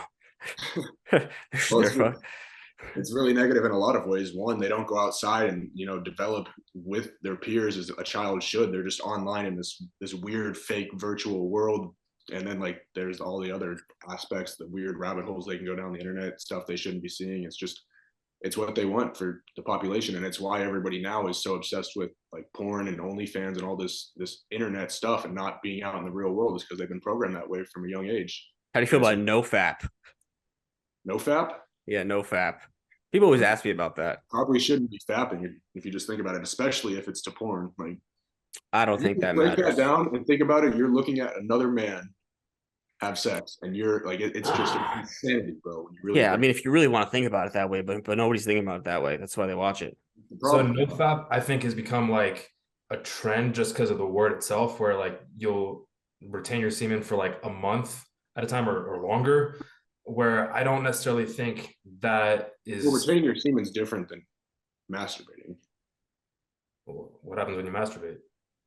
You don't retain it. Yeah, but there's other ways to.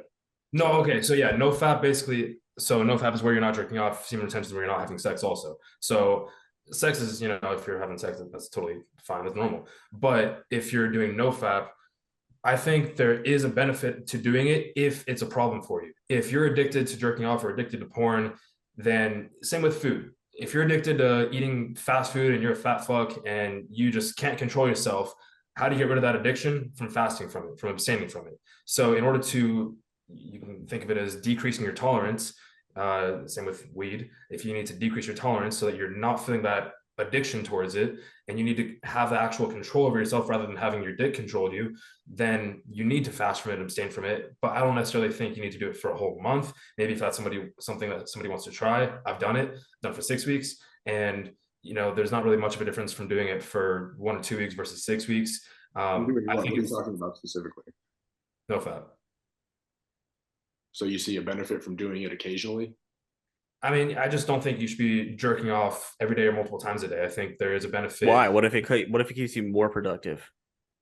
What if that's like how you start your day? Like some people like get up, they like to have coffee, but like you just like get up, you fucking whack one out, and like you're good to go. Like that's how you start your day. That's your energizer right there. Problem, bro. What it's gonna do is it's going. But what if that works for you? What if that's like that keeps you on your fucking feet? Some people wake up and they do meth and they function just fine, and they go throughout their day. And yeah, what's wrong with that? So the thing with part of the morning ritual.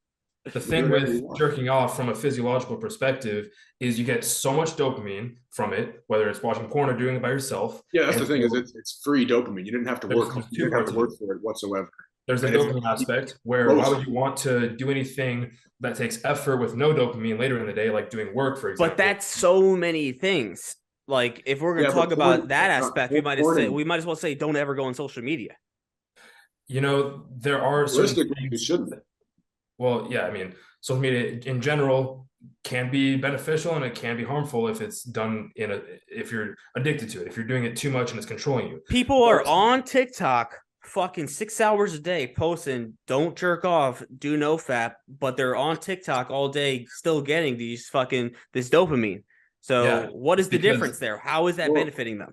So you want to limit overall sources of easy dopamine, but the thing is about porn and masturbation is that's like the biggest release. Like in reality, in nature, that's supposed to be the hardest thing to obtain. You're not supposed to just be able to get that like so easily. You know what I mean? So when you don't work for it whatsoever, it makes something happen in your body to where you don't want to work for dopamine because you don't need to. So there's also the aspect of dopamine and prolactin are kind of opposites of each other. So think about, like, for example, if you're getting a lot of prolactin on cycle, what do you take in order to prevent that? You take a dopamine agonist. Caver, it's a dopamine agonist. So it binds to the dopamine receptor so that you don't have so much prolactin. What happens when you have a huge spike in dopamine? with this huge spike, you're going to have a huge valley. And what happens when you have that huge valley? Not only are you going to crave more dopamine, but also you're going to have an increase in prolactin, especially from jerking off. Not from all other sports sources of dopamine, but jerking off specifically is going to have an increase in prolactin after you finish. And what does prolactin do? It's literally in the middle of the word, lack. It makes you relaxed. That's the way I think about it. So think about after you finish having sex. Do you want to go on a mission? Prolactin is what controls your refractory period. Yeah, but think about it after the actual, finishing of the orgasm. Yeah. You're gonna have an increase in prolactin, and that's what makes you feel relaxed. That's the refractory period. Yeah. Yes, exactly. Yeah. So when you eliminate prolactin, that's why you're able to keep going. Yes. But what I'm saying is normally when you jerk off, you're not going to feel very motivated after. So if you're on Caber, something happens? Yeah, when you run Caber, typically what will happen, like let's say you're running trend, you run Caber with it, depending on your doses if you need it. Basically when you fucking bust after sex, you basically could get hard again like instantaneously and just keep going. Obviously this is like gonna be dependent on the person, however high their levels are. But yes, you're like a rabbit. Yeah, because it decreases prolactin, which it increases the refractory. This is what you gotta do. If you are going on like a honeymoon or on a date, you basically just run trend like the week going into that, blast some Caber, and then take fucking Cialis the day before, and it'll be fucking nuts. What if you take Caber without trend? Well, then it would probably have the same effect. It's still going to lower your prolactin. Yeah, but the main side effect of Caber is what happens when you come off of it. So if you're taking something that is a dopamine agonist and then you take that away, you're going to feel really depleted in dopamine. You're going to feel like shit. So that's the main drawback of taking Caber. It's so hard for all these people to start quitting all these easy sources of dopamine. Yeah, because you're used to having all this dopamine. And the reason why we crave dopamine is because we have that valley from the peaks. So in order to get rid of the valleys where you feel that addiction for it from whatever source it is, whether it's gambling, whether it's drugs, porn, whatever it is, you need to get rid of the valley by abstaining from it and just getting dopamine from things that take effort, whether it's, cooking your food, going on a walk, working out. You still get dopamine from those things, but it takes a little bit of effort and it's not as large of a peak. So you obviously you still need dopamine in your life, but you don't need these huge peaks like you get from porn. And that's how you get rid of those valleys. And that's how you end up not being an addict. And if you never experience those super easy, easy ways to get dopamine, then you won't experience that. Fuck, actually cut this shit out.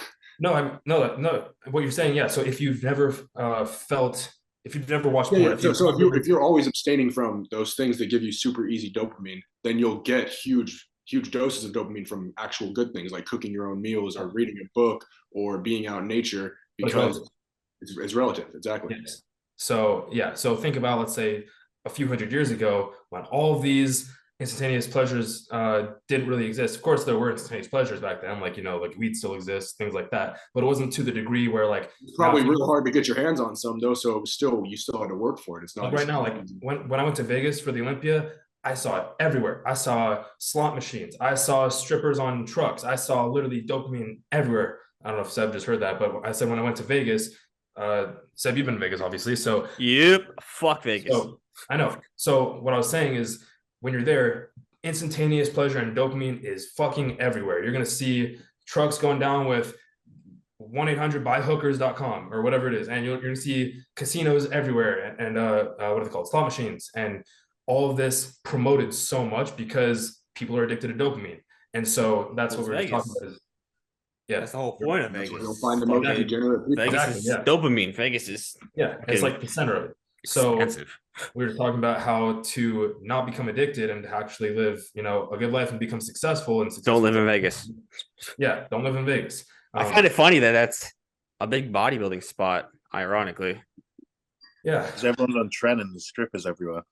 Yeah, exactly. Fuck! Imagine just living in a house with like 5 dudes on trend, strip club every night. Oh, yeah. He said, "Hell yeah, that'd be great." That's horrible. Those poor women, their fathers. But are you still talking about jerking off? No, we should move on from that shit. I think it was a good conversation though for like kids who weren't even aware to like the fact that if they want to stop, they can't. So yeah, no, obviously you shouldn't be jerking off and watching porn. It's not. I don't think there's anything wrong with jerking off. I I think think there might be something wrong with the porn aspect. I think jerking off is Yeah. perfectly normal, you know. Yeah. Especially like I don't think you should feel weird if you're fucking a teenager and you like want to jerk off. I think that's like a thing that's probably happening now is probably all these kids see this on TikTok and they're like, oh, like it's fucking weird if you As long jerk as you off. don't Like, use porn to do it, it's yeah. But you Yeah. still you shouldn't even be like focused on that so much. just do it old school. Use a magazine. or have a girl draw a picture of herself and Draw a picture of your crush at school. Jerk off. Yeah. This one time I had this girl who was like an artist. She took a picture of herself like naked and then drew it and gave me that as like a picture. She's like, what the fuck is this? I want the real picture. I Send that know. shit back. Send that shit back. You gotta send the blueprint. I don't want this shit. Do you remember when we were in when you were in school? I don't know. I mean, I'm sure it's probably the same back then when you went to school because we all went to school at the same time. Like when you were younger, getting nudes, like getting pictures from a girl was like an accomplishment. You know, Yeah. it was like a thing. It was like Oh, yeah. fucking give me booty pics. And now it's like literally like they're just posting them for free. It's I right know. there, you know? I know. I think that all the time when I see it, I'm like, this literally could just be a So nude like, that do you- kids not get that experience anymore? Where it's like, you know, only we had that experience though, because we were around when cell phones became a thing. When the first iPhone came out, you know, that's when people were like sending pictures. If you went to school like before us in like the fucking 90s, you know, nobody was getting nudes. No, that wasn't a thing. So we were like in that short time period where that was something that happened. You know, you get nudes, you get booty Yeah. pics. So went straight from that not being a thing to like it being, you know, an accomplishment to now kids now don't even get to really get that because the girl they like already has an OnlyFans. Yeah, they're desensitized to it. So It's like imagine like fucking Demoralization. yeah, I got booty pics from like this girl, but you're already posting yourself sucking dick online. So what's the value in that now? Doesn't matter. But it's gotta get the real let's thing go out. to some questions here. I have a bunch of questions Yeah. from people. What's the importance of a set program as opposed to frequent exercise exchange? That's a big jump there, big difference. But Like, training intuitively, is that what you're asking? no, yeah, he's talking about following a set program, doing the exact same thing every workout, besides switching things up. I mean, it depends on your level of experience. If you're a beginner, you should absolutely be following something set so you can be held accountable and be doing increasing progressive overload. But if you've been training for 10 years, you can probably do that intuitively and not actually need to follow a program in order to achieve that. I don't think it so this is the way that I go about it. I feel like this is the general way that most bodybuilders go about it is, you know, there are set movements I'm going to do for an extended period of time.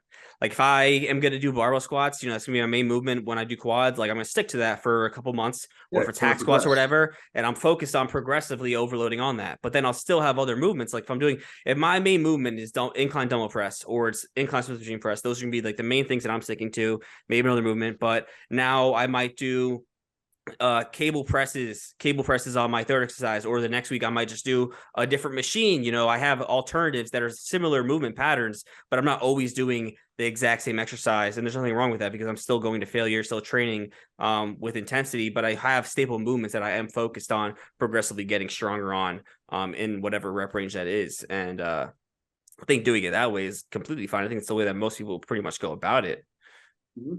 Yeah, that's the way that I do it. I agree. But also I do think if let's say you have kind of a good rhythm going and you have let's say a really good incline chest press machine and a really good this machine, whatever, at your gym, more than likely you might end up just doing the exact same work every single time and just progressively overloading that. But also if you have a large selection, then you might want to switch it up, or, you know, it could just be based on feel. Like maybe today I just don't feel like doing this machine because maybe it's sore, maybe I feel like I can feel a better contraction on this other machine or cable, then that would be a reason for switching it up. I think the other thing is that people don't understand the intuitive aspect of training. You know, that's as a bodybuilder.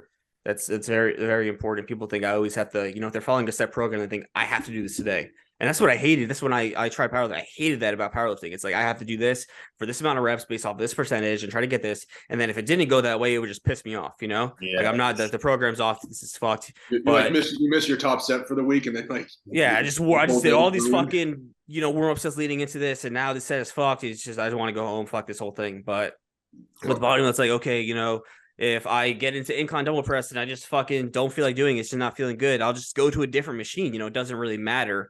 It's as long as I'm still training to failure. But obviously you do want to stick to certain movements and try to get progressively stronger on them. How do you go about it, Nas? Yeah, I mean, I'm pretty much the same.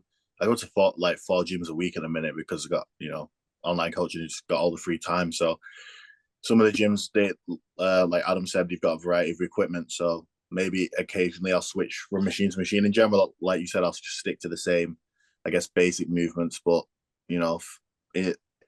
it's just intuition. It just takes time, Mm-hmm. I don't really see it as a big deal. Like I have a coach anyway, so I'll just do whatever he tells me to do. But for the point I'm at in my career, everything serves a purpose. Like I don't need to worry about getting bored because I'm trying to get to a level where being bored is not going to help you be successful at bodybuilding. Mm-hmm.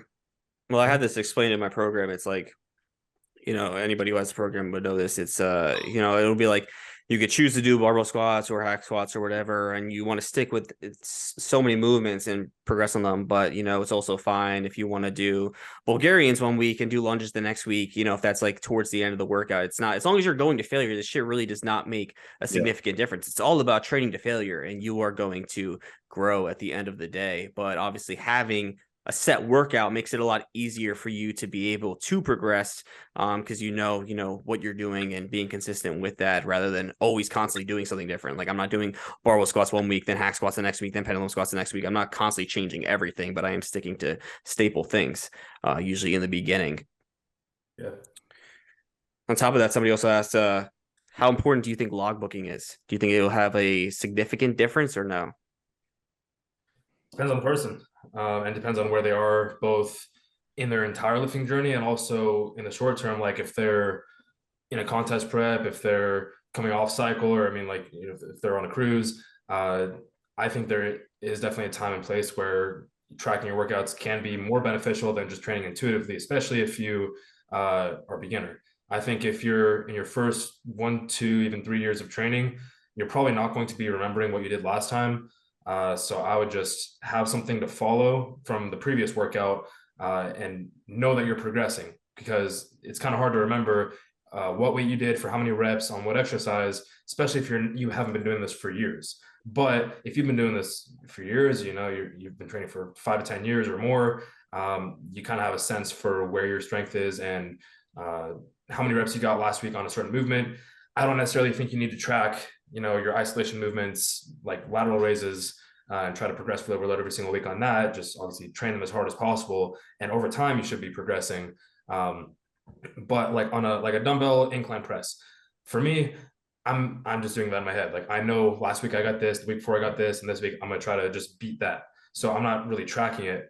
But I think if I was, let's say, on a cruise, I think it would be more beneficial to at least know that I'm not just losing strength each week, still training to relative failure.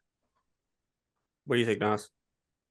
I mean, personally, I don't logbook at all. Like, but I won't shit on it. I won't dog on it because, I mean, even from my coaching, I have my own app, and that's one of the things that I offer to my clients. They can log the workouts, but I don't look at it. I don't check their logs. It's more for yourself. I don't know, because it kind of goes with what you said. Like I did powerlifting before, and if I have to hit a certain number, and when a day comes to hit a certain number, like if I looked at last week and it's like, okay, I did like incline press 315 for like 9 reps, like I'm supposed to get 10 this week. And by the time that day comes around, and maybe I just feel like absolute horse shit, and it would just bother me, knowing that there would be a more effective way to train that day instead than just focusing on a certain number or focusing on a certain rep or focusing on a certain weight. You can always work around it. You don't logbook, Jesse. I know you don't logbook. Did you logbook ever? You used to powerlift. Yeah, I mean, I would track my like my one rep max, not my one rep maxes, all my rep maxes. So I would know like what my 10 rep max was, my 5 rep max, my one rep, all that. But I would never like track my entire workout. No. Yeah, I don't do it. I try to do it a bit this year. This is the first year that I've tried to do it. I hate doing it. I do the same thing as you know. It's like I have, it's an option for my clients to do. I think it definitely can be beneficial depending on the person, but I don't think it's necessary by any means. It's I mean, also it's like, bro, like you're just writing down the same way, like how much you're gonna it progress honestly your annoys bicep me. curl. It annoys me having to stop and like write it down. Well, Like Like it's like a how much- distraction. how much of your lateral raise is gonna increase over a year? Exactly. That's the thing is when you're using a logbook, you're only really tracking your weight and your reps and your sets. You're not tracking all the other variables that you can progress in. Like, Yeah, well, that's what I would try to do is I would try to like include the variables and like note how I feel or like why this was that way. And it just takes more time. It just annoys me. People are like, it dude, takes just 15 seconds, but train it to just takes failure me out of every my single zone. day. If you just train to failure every single day, you eliminate the need for a logbook because you're always pushing yourself as hard as you can. Relatively. You have people on this fucking app saying that you shouldn't train to failure every day now. You have people saying, you should I don't care what fucking those people say, bro. yeah.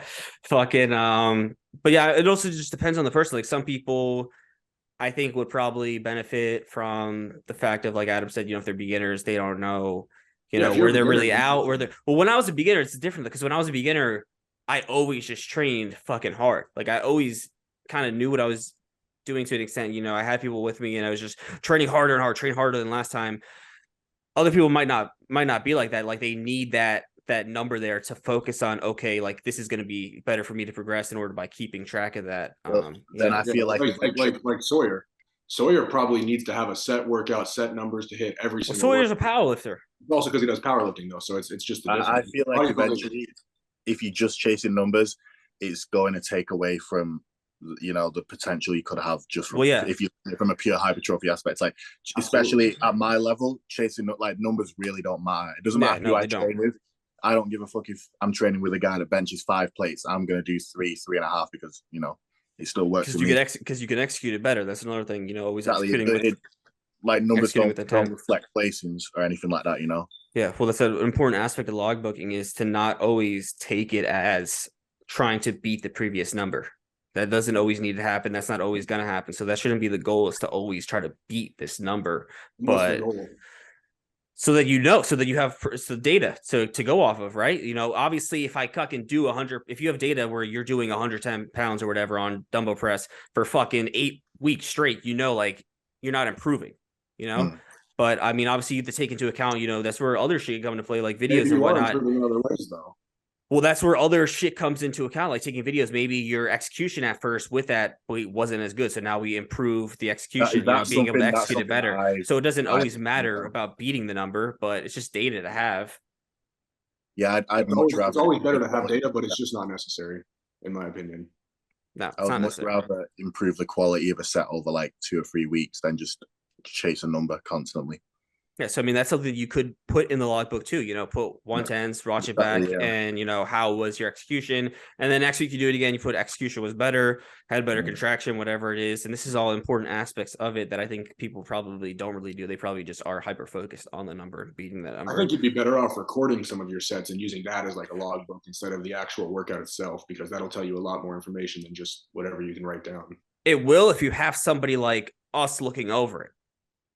Yeah, you can't watch it. You should have a coach if you're a beginner, to be honest, and they'll help. That's just not the realistic case for everybody, though. I think the main benefit of tracking your workouts as a beginner within your first few years of training is to teach you how to progressively overload, because that's the main driver of hypertrophy, especially, I mean, just in general, but especially as a beginner.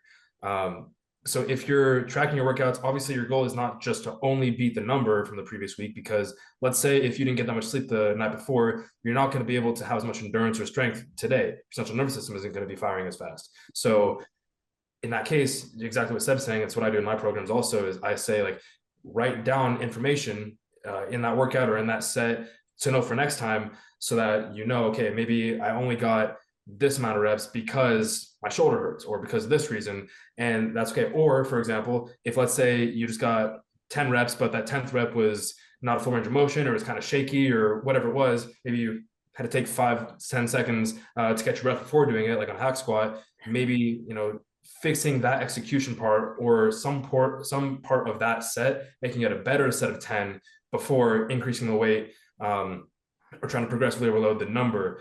And I think that's really beneficial for someone in their first few years, rather than once you already know how to progressively overload and you're doing it in your head, and you know how to train to failure, then I don't necessarily think you need to be logging your training.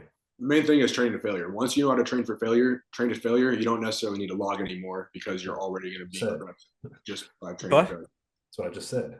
I was summarizing. Yeah, a lot of people, I mean, it's just some people like to do it, some people don't like to do it. You have guys like Hunter who fucking swears by it, and then there's guys who fucking never did their whole bodybuilding career. So if you like doing it, fucking do it. If you don't like doing it, don't do it. If you don't like doing it and you're just not progressing at all, then maybe take into consideration, do it for a bit of period of time, see if there's anything that would be, if you're not progressing, that'd be when I'd be like, okay, let's step back, let's see exactly what's going on here, let's try to see if there's any trends, try to limit these variables, and then see what's going on. If you're progressing just fine, it's not necessary. But also someone at, let's say, Hunter Labrada's level, or even like Justin Shire does it too, when you're really just trying to get the most you can and just continue, and you're literally putting in your all effort, and let's say you're not growing from not tracking, and assuming all variables are all controlled, in that case it might make more sense to log your training so that quantifiably you are progressing and building muscle in an off season. But for someone like that, they're also going to be controlling all the other variables, so they're not going to be going out and going out on the weekends like a regular lifestyle person might.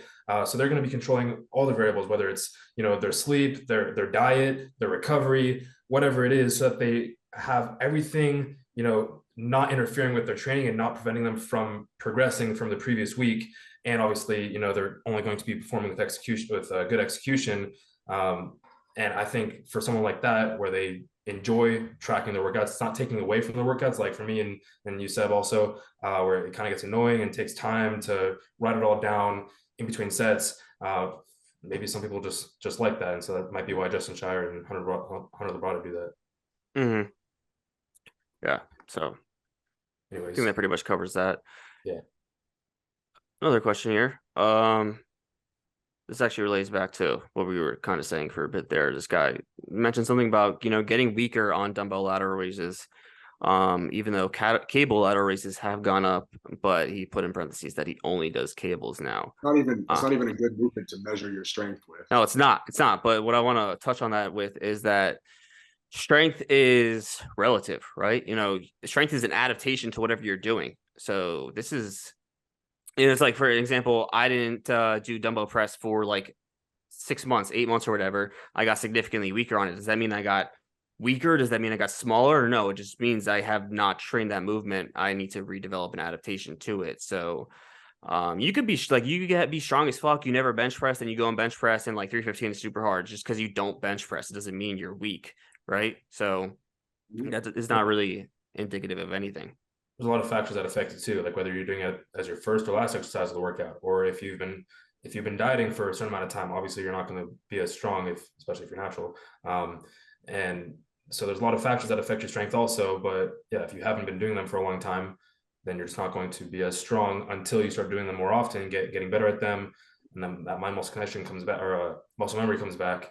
But then also it could just be your form. Maybe some people, they really try to mess with their lateral raise form on dumbbells, and if they just went over to cables and they started feeling it a certain way and really just trying to focus on their execution, really making that good mind muscle connection, now maybe when they go over to doing lateral raises, when before they were just swinging it and doing a bunch of stuff where they were really strong, now that they have better execution, they're not as strong. Is that a bad thing? Obviously not. Execution should definitely come before the amount of load that you're using. So it's not necessarily a bad thing.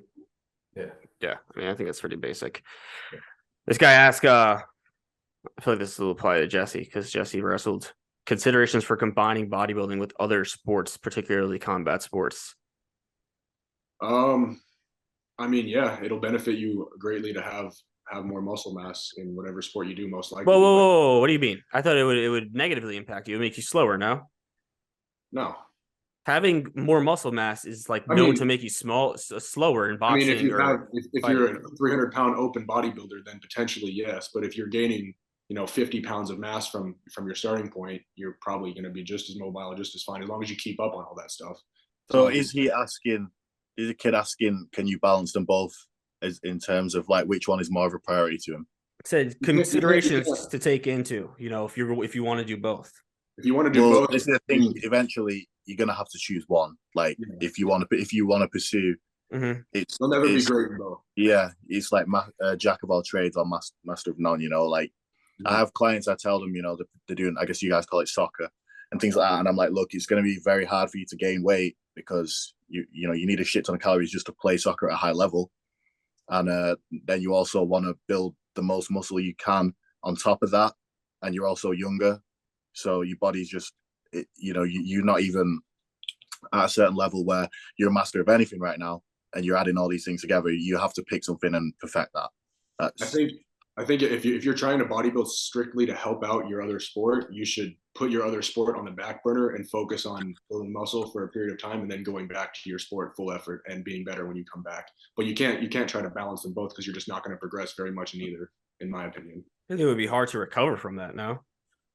Yeah, exactly. There's a lot of reasons why you can't progress. It's just if you're having a full wrestling practice and then a full bodybuilding workout every day, like that's fucking take a huge toll on you. Eating enough to build muscle and also get yourself out of that deficit from the wrestling practice, it's not possible. So you need to focus on one. There's just not enough time. So you only choose one, but you can only choose one because they negatively affect each other. Yeah, but also for kids in high school, like, if you want to wrestle in high school and just have fun with it, and then focus on bodybuilding after. But yeah, you'll be weight training in the summer too, for sure. So, I mean, yeah, kids in high school, ask me all these questions, try to like take this super seriously. It's like relax, Yeah. So just relax.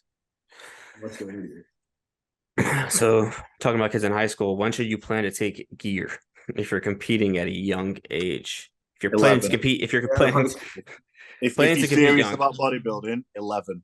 11. Yeah. That's coming from an IFBB pro, so he knows.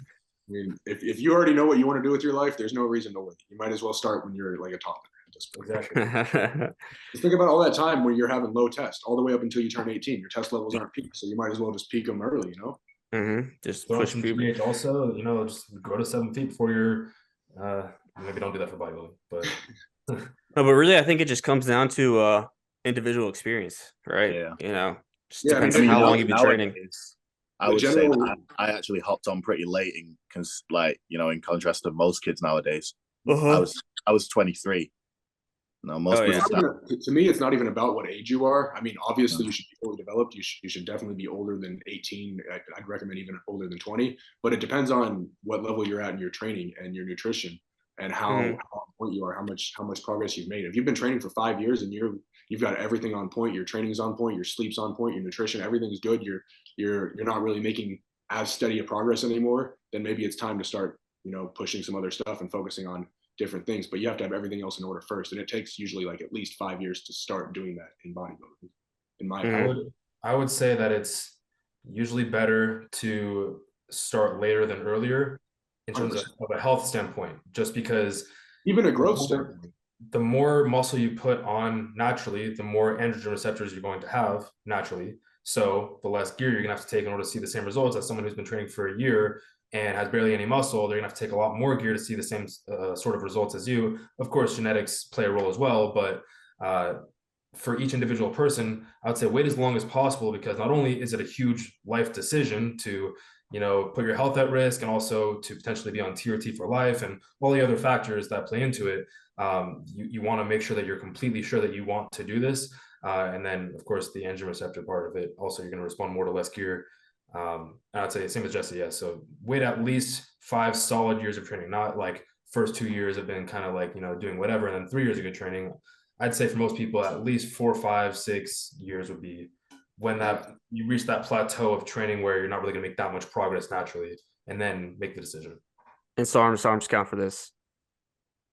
Don't do SARMs. Don't even take SARMs to begin with. We should know this by now, but some people will say, that doesn't count. I'll take SARMs now. I'm younger. I just had a client like a couple days ago. He sent me a text message. He's like, "Hey, coach, I just bought Rad 140 and MK677. I'm about to start a cycle 6 weeks." No, you're not. Don't worry, I got the I'm like, bro, absolutely do not do that. And luckily, I told him he could take the MK if he wants, because that won't negatively hurt him. But I told him to throw away the Rad 140. Luckily, he listened to me on that, which is good. usually these people don't listen, bro. Like they'll just No, they want to take it. yeah. I mean, it would have been They hire you and they don't even listen to you. I already bought it, so I might as well use it. What's that? Yeah. They already bought it, so they might as well use it, is what they think. Yeah, exactly. I don't even know why he bought it. I don't know why he didn't ask me first, but Another thing we see is a lot of the guys who start gear younger, they don't have long careers. They usually end up looking like shit. You could tell when somebody has started on gear versus had a natural foundation. Yeah, definitely. Yeah, so I mean, obviously, also there's a whole aspect of the guys who we see this a lot in open bodybuilding. Is the guys who try to grow too fast, and that ends up ruining their physique. That ruins their lines, ruins their waist.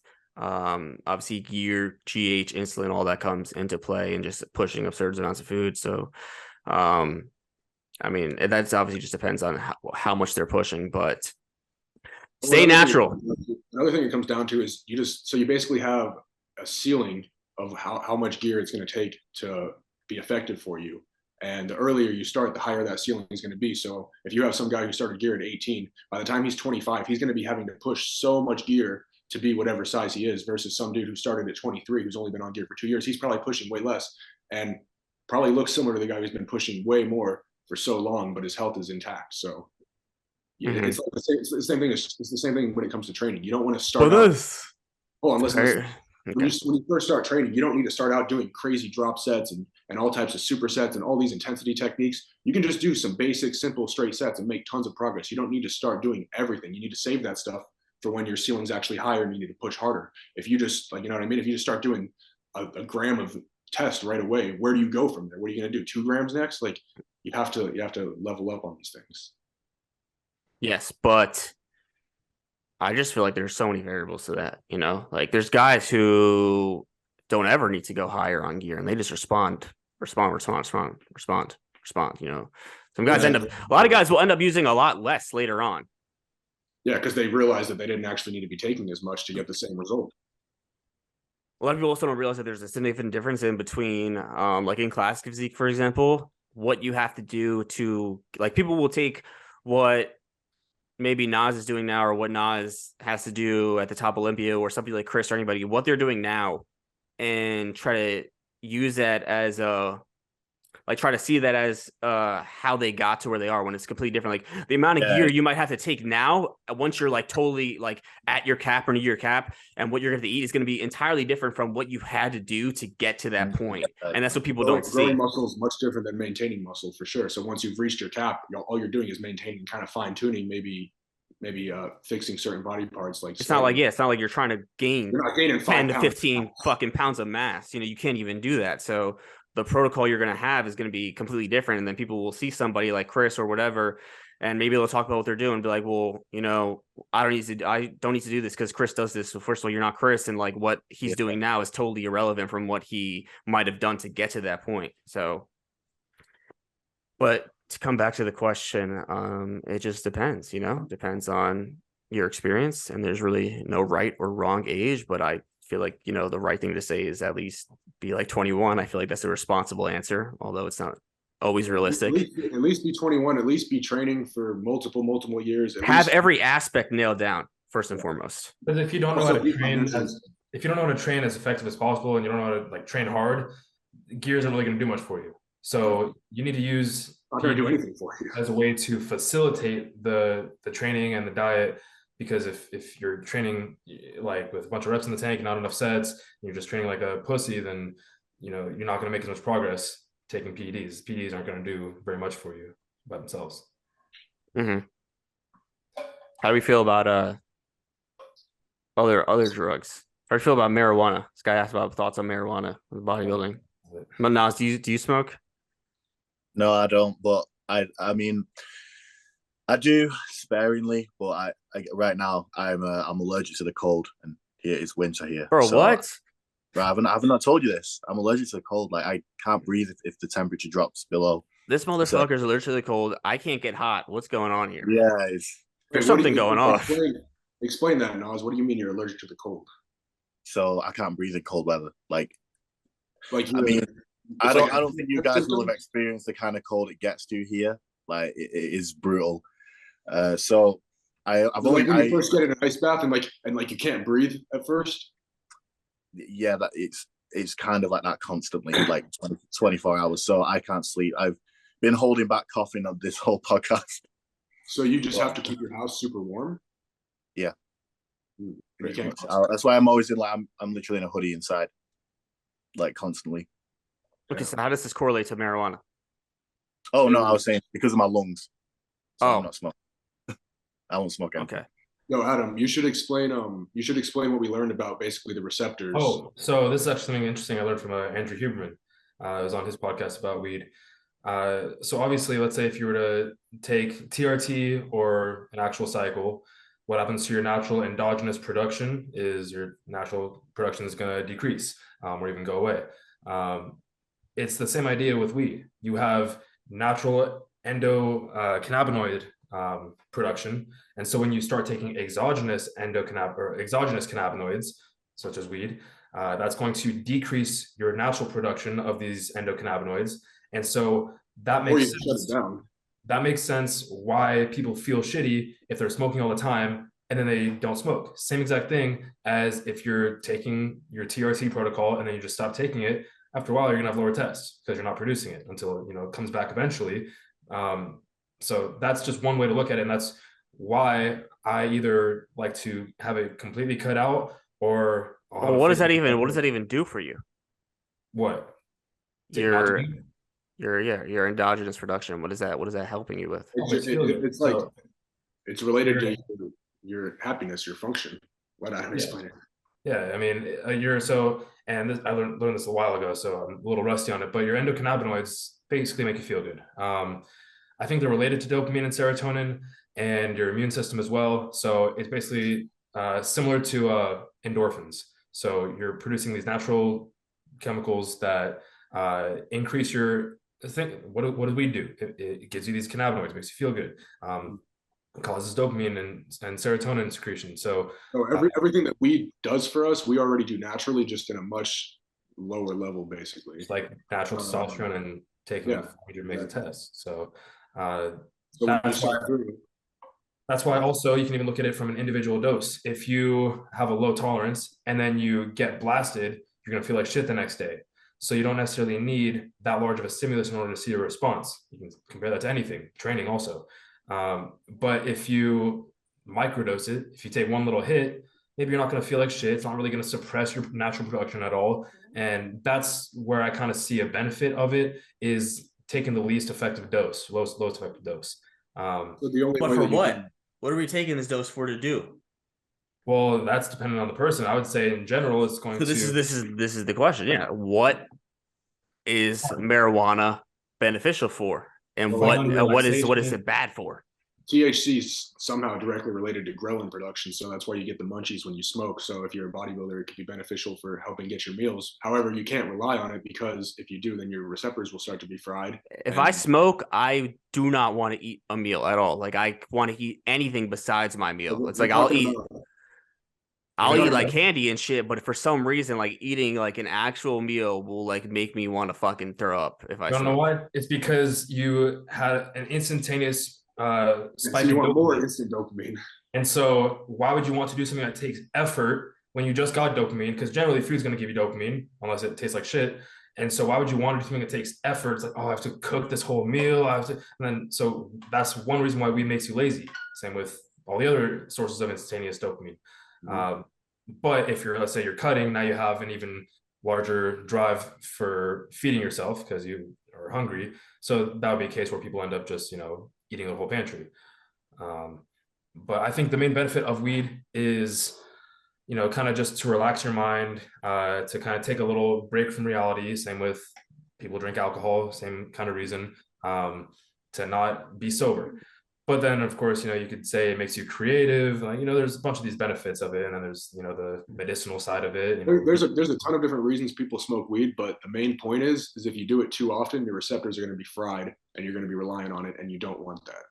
Yeah, and I was relying on it for a period of time, multiple times, because I would come on and come off, and it just negatively affects your life when you when it controls Yeah. you rather than you allowing it to be in your life.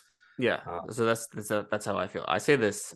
I feel like weed is horrible for you, even though like this come from me. I've smoked since I was 11 years old. You know, I fucking started smoking weed when I was 11 years old.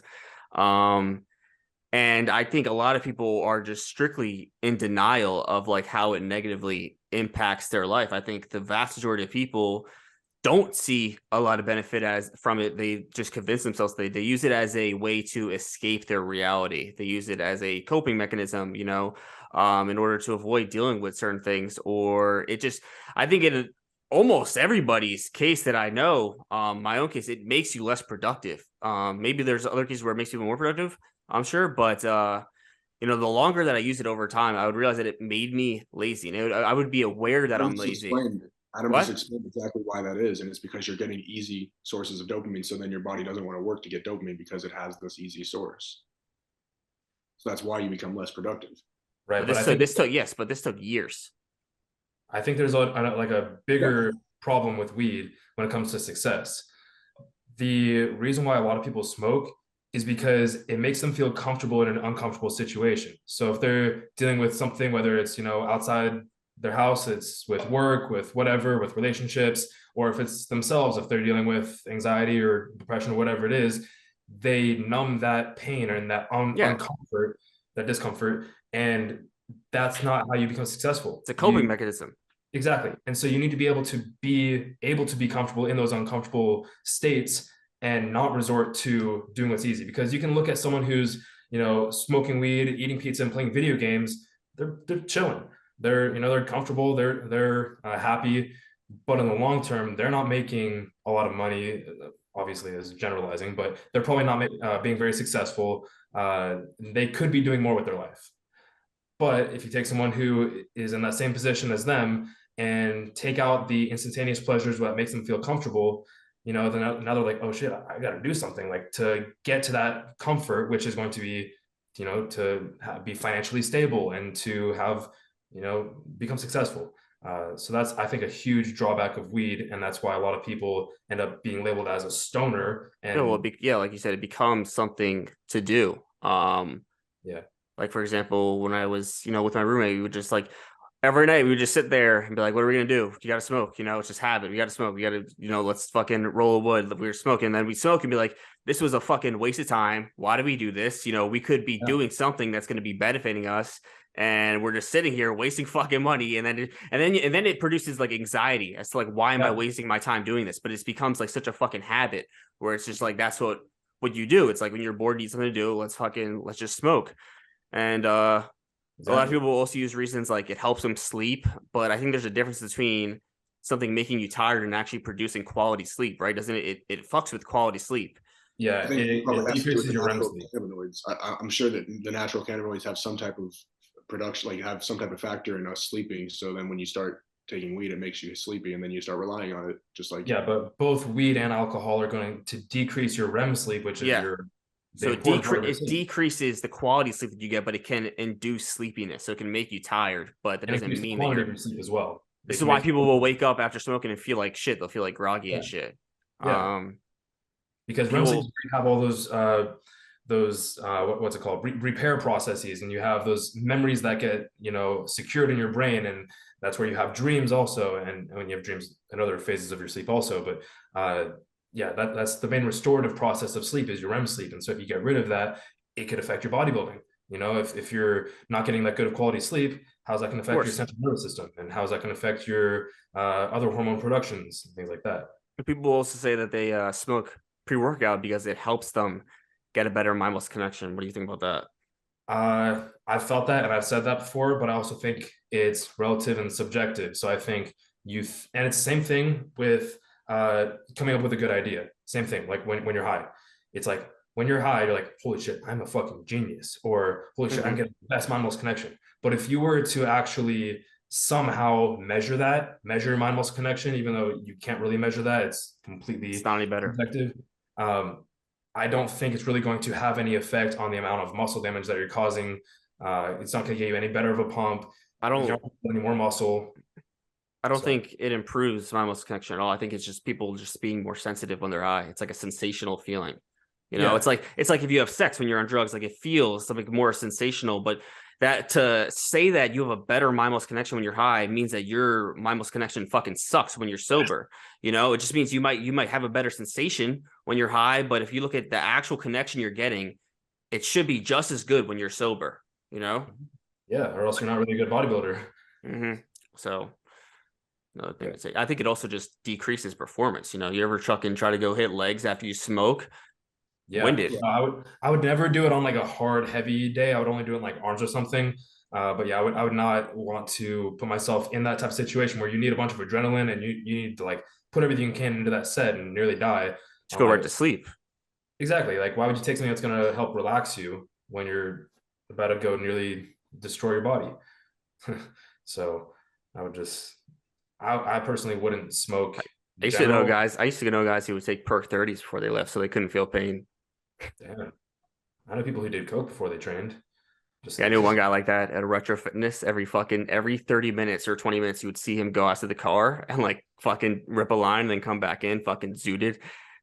I know some pros that do that on show day. I'm not going to say the names though. Do lines?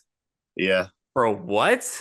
Yeah. The fuck? Imagine getting on stage after doing a line. You fucking. Bro, I've seen them bouncing backstage. Like everyone else is just chilling. You know, everyone's tired, getting them out, and then there's just one or two fucking guys running around like. Those are the fucking guys that do the fucking worm on stage. It's those guys. Those guys are fucking ripping lines. Yeah, bro. You gotta do that at your next show. You gotta do the worm. No.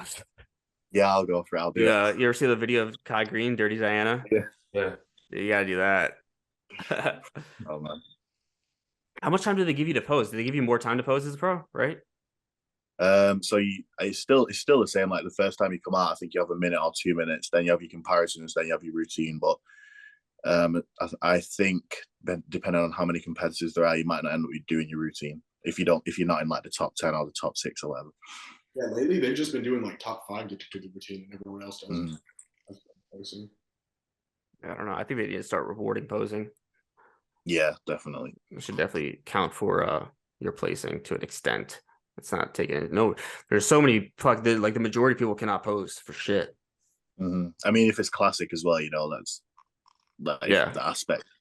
One of the biggest aspects of it is posing. Essential part of it, yeah. You know, how well is your posing should definitely be taken into account. You still practice posing in the off season? Yeah, I practice posing pretty much every day. Every day. Yeah, I mean, I've got guest poses and stuff coming up, so you're doing guest posing. Mm-hmm. With this guy. But I don't know, man. It's just I feel like if you're a classic guy, you can't be caught lacking like that. You can't be caught, you know, just with your posing off. Mm-hmm. I mean, I don't know if you guys seen how bad Ramon caught heat for his posing at this Olympia, like with the Brazilian fan base.